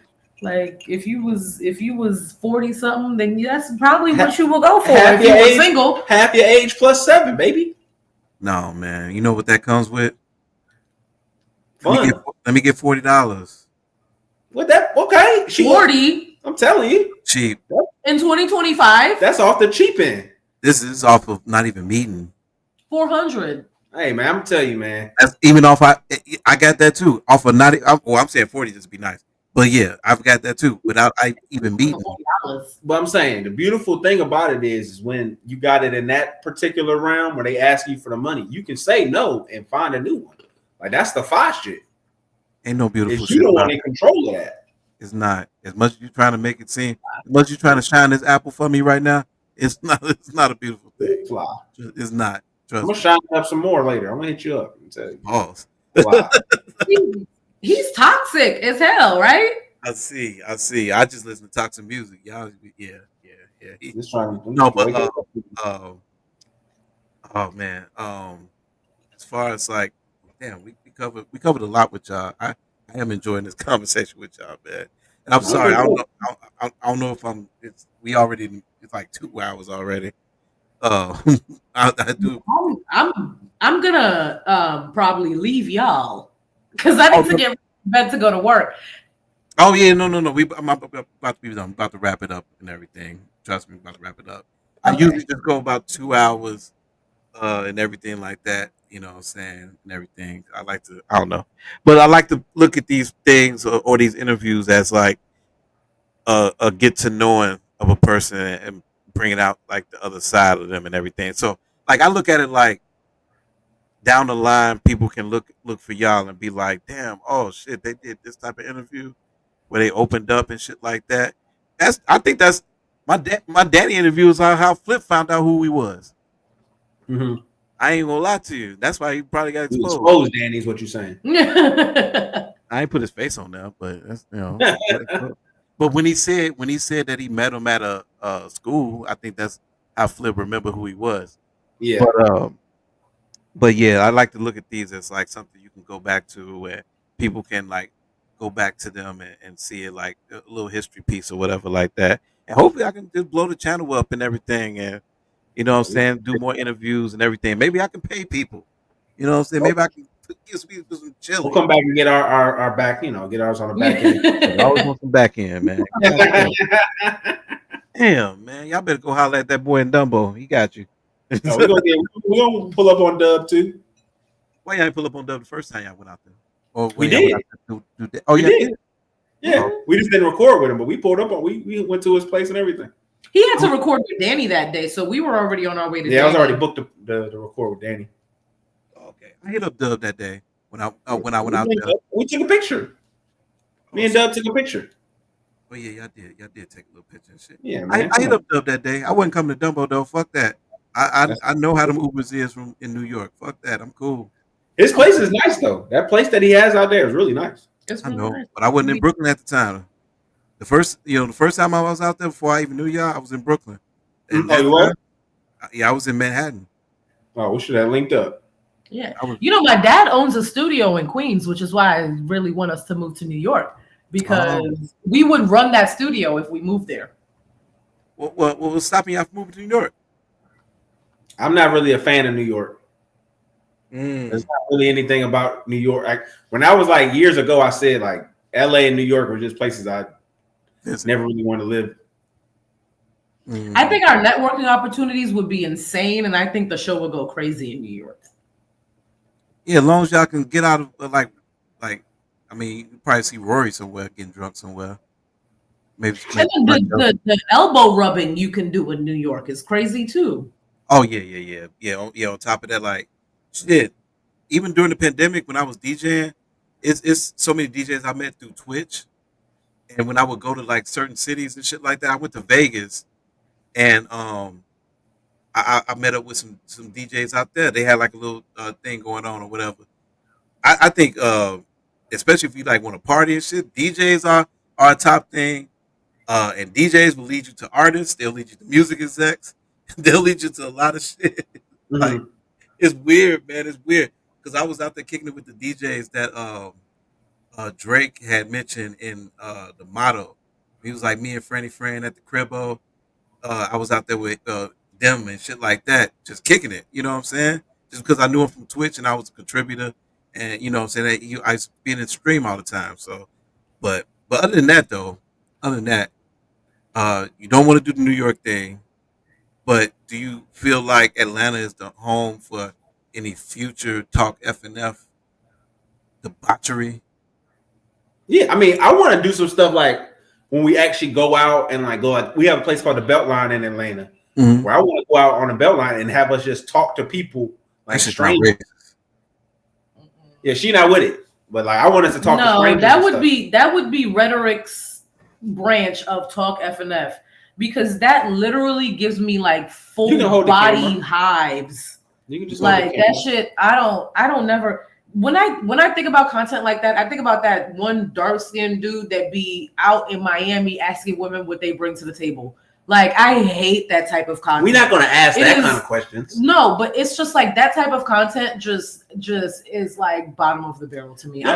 I would never do that. See, you could do that. I would hold the camera. I would never do that. Like, see, what it reminds me of when I was in college, right? So when you out here in the southern states, you kind of get these like these super like evangelist types. Yeah. Who, like Christian evangelists or whatever. And they would come to our school and essentially just be like, y'all are going to hell. Y'all ain't shit. Like, y'all women are whores. Like, they used to just come on campus and do that. And nobody could stop them because it was considered, like a public area or whatever. Yeah. Like, in my mind, like, I want to do something like where we have a sign says, like, God's not real. Prove me wrong. Like, that would be and then we just like, you know what I'm saying? Like, we just. That's not something that I would want to do at all. Okay, we can do like, women should be able to flush babies. Debating with people would literally drain me of all of my energy and life source. Like, that's something that would give energy and would pump him up. That would be fun. But it would deflate me completely. Like, those are like, we are completely opposites when it comes to that. So that's something that he can do.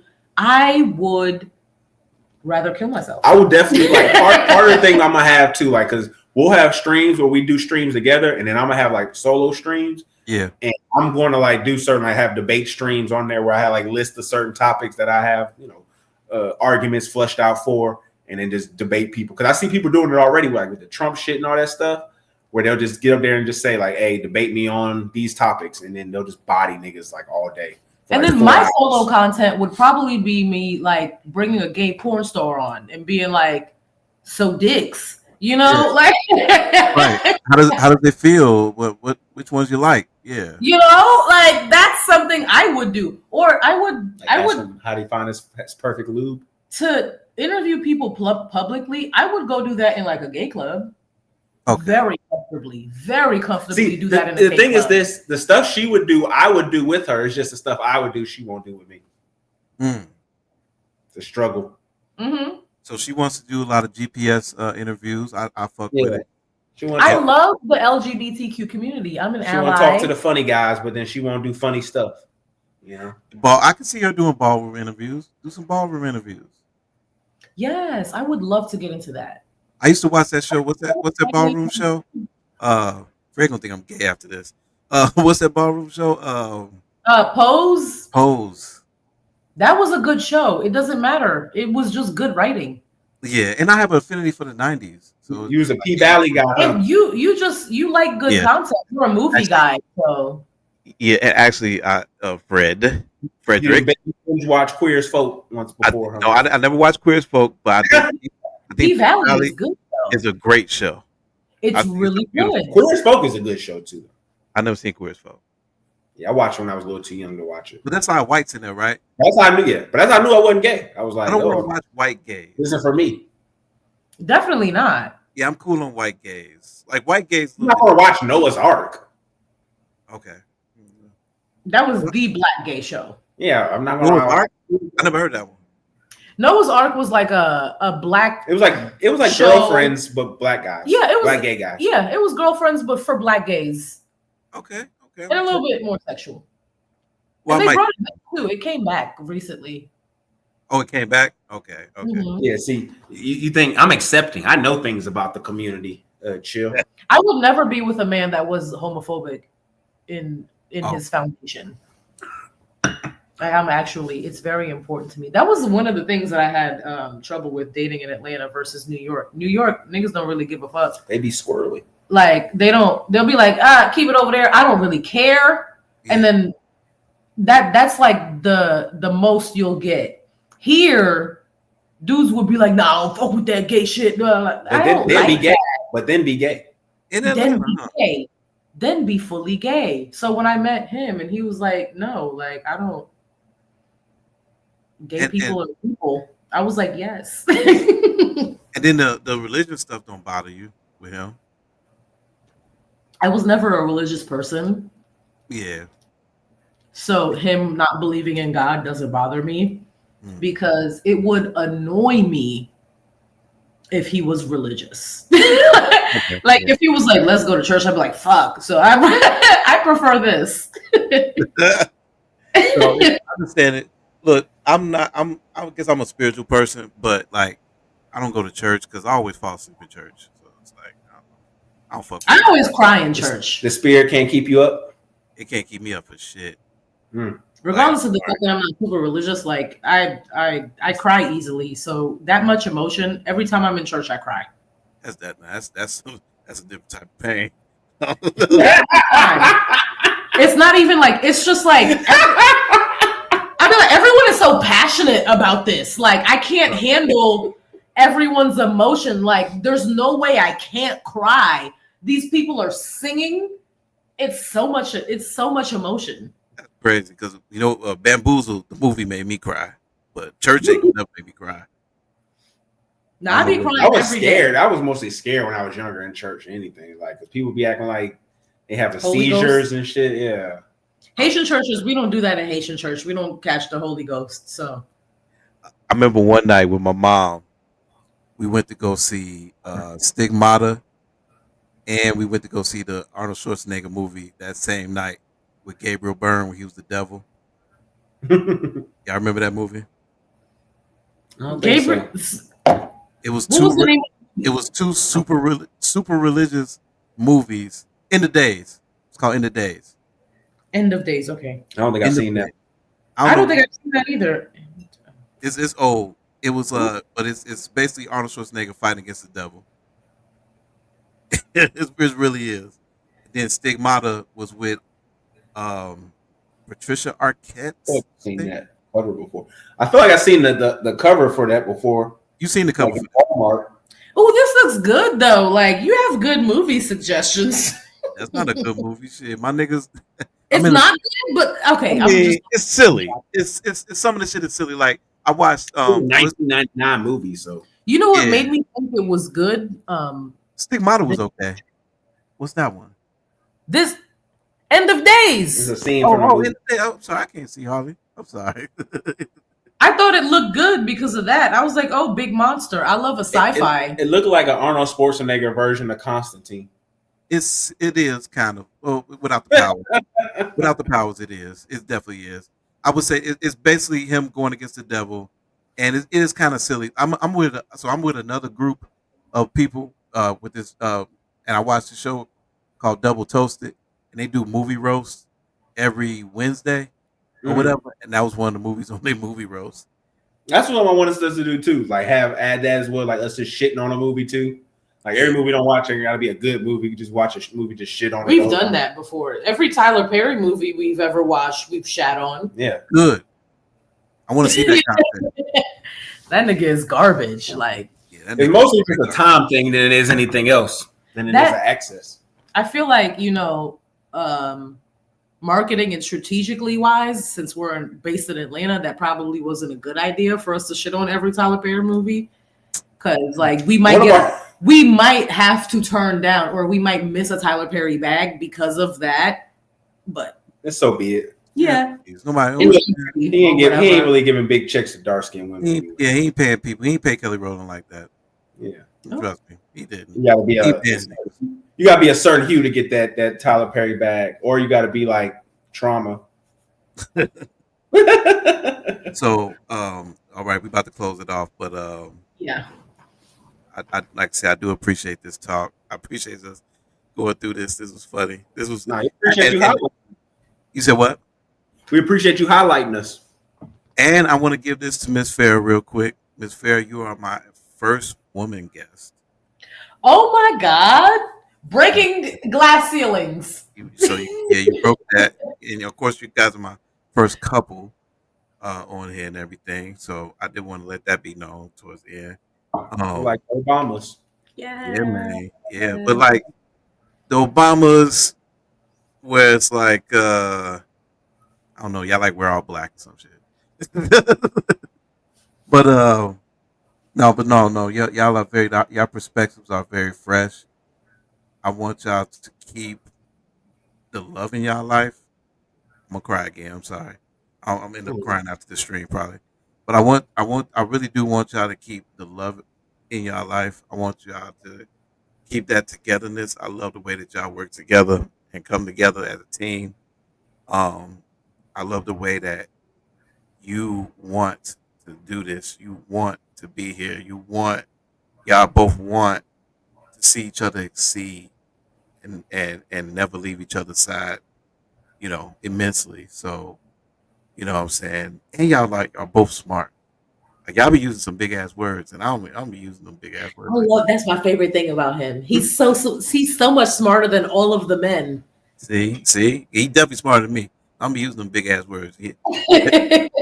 Sometimes they be talking to that motherfucker. I'll be like, man, because I'll ask. I don't be good for. I'll ask. I'll be like, I hope I use that word in the right way. Like I'll use a word, and I'll be like, I hope I use it in the right way. Yeah, So make I sure. ask him to correct me on the show all the time too. See, so yeah, yeah. But I do want y'all to keep that in y'all life. I do want to keep the ignorance in your life and whatever just makes y'all feel happy and whatever makes y'all feel fresh. Like fuck all the norms. Fuck what people are used to. We don't live in this world for the shit that people are used to. We're here to always change and mold the shit. You know what I'm saying? And I want that to keep that for y'all. And I do want to ask, you know, past this point and everything, 100 episodes, how do y'all really look at that? And then how do y'all just look at that going forward, with that? Like how does that feel, like not how does it feel to you, but how does that resonate to what you think this podcast could be? It's just a big portion of just the hard work and the consistency. Because, like I said, like everything hasn't always been the success that we wanted to have. Everything didn't get the reaction that we always expected it to get, or hope that it would get. But to just know that we're in it together is the bigger portion, and that's the one part that matters. So even like when we do get something and people try to shit on us or shit on our opinion or try to talk down on us, it doesn't really matter because we put each other on like such a pedestal to like that you could say the meanest shit in the world to us and it wouldn't matter because it's not coming from the person that it matters from. Like we made it that like we're the only people who the commentary of what we do matters, and because of that, it's like you can just like deaf everybody, like put everybody else is just mute, and Nobody else's opinions matter. Really. And you just listen to the person who is actually in there working, grinding, and just trying to make the product better. Because like we had like small goals doing this. Like we just wanted to get a video that did 1,000 views and like get monetized and stuff like that. And for us to be able to accomplish those small goals is why I appreciate just her so much in this, because she didn't have to do it. Like she could have just been like, whatever, do it on your own. And them niggas was not gonna do this. No. They got scared.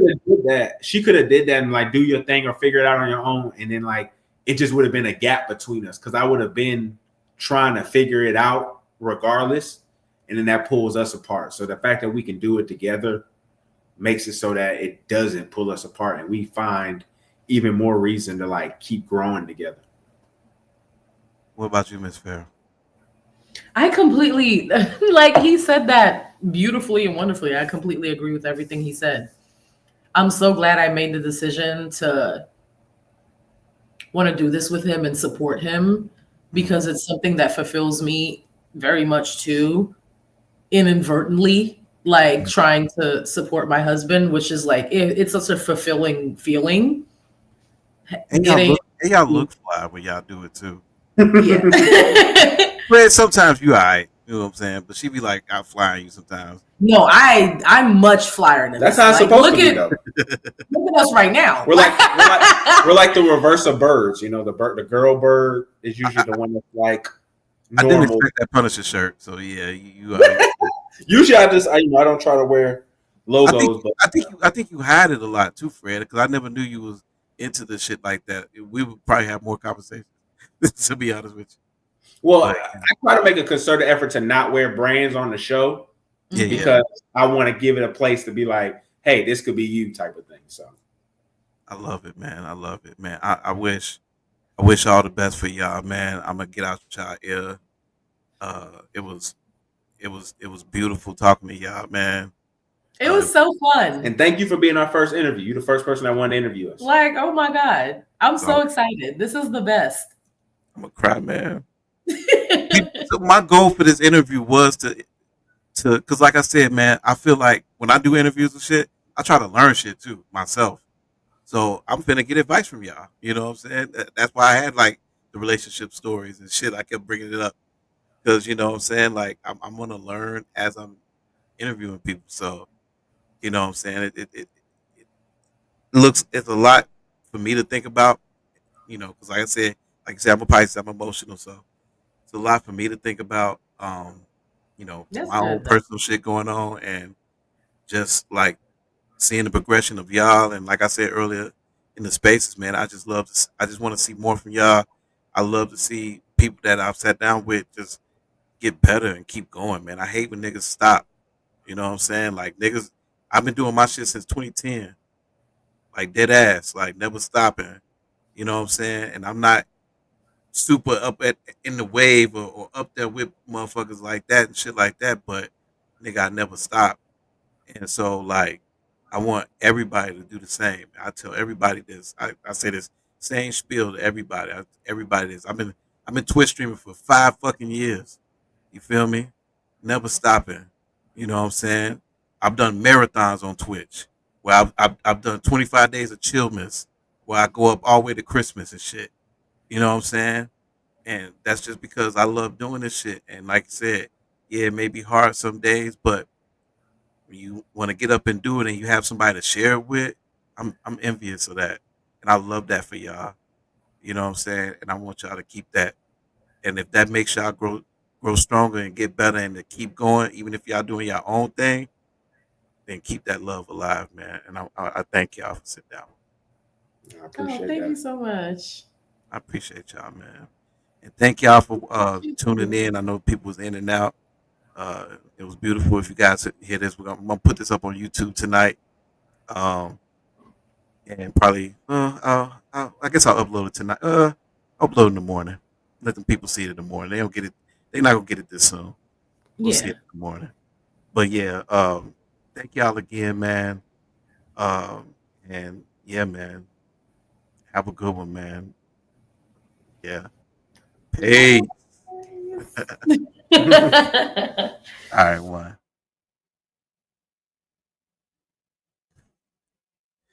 So yeah, man, there you have it, man. We got down with Talk FnF, man. Beautiful couple, beautiful people. They make beautiful content. And it ain't the content that you think it is either. They ain't not no couples podcast. And that's you learn that from this interview today. So um yeah, man, like, comment, subscribe, man. I'll see y'all on the YouTubes. This will be uploaded soon. And yeah, man, we're out, man. Thank y'all for tuning in. One.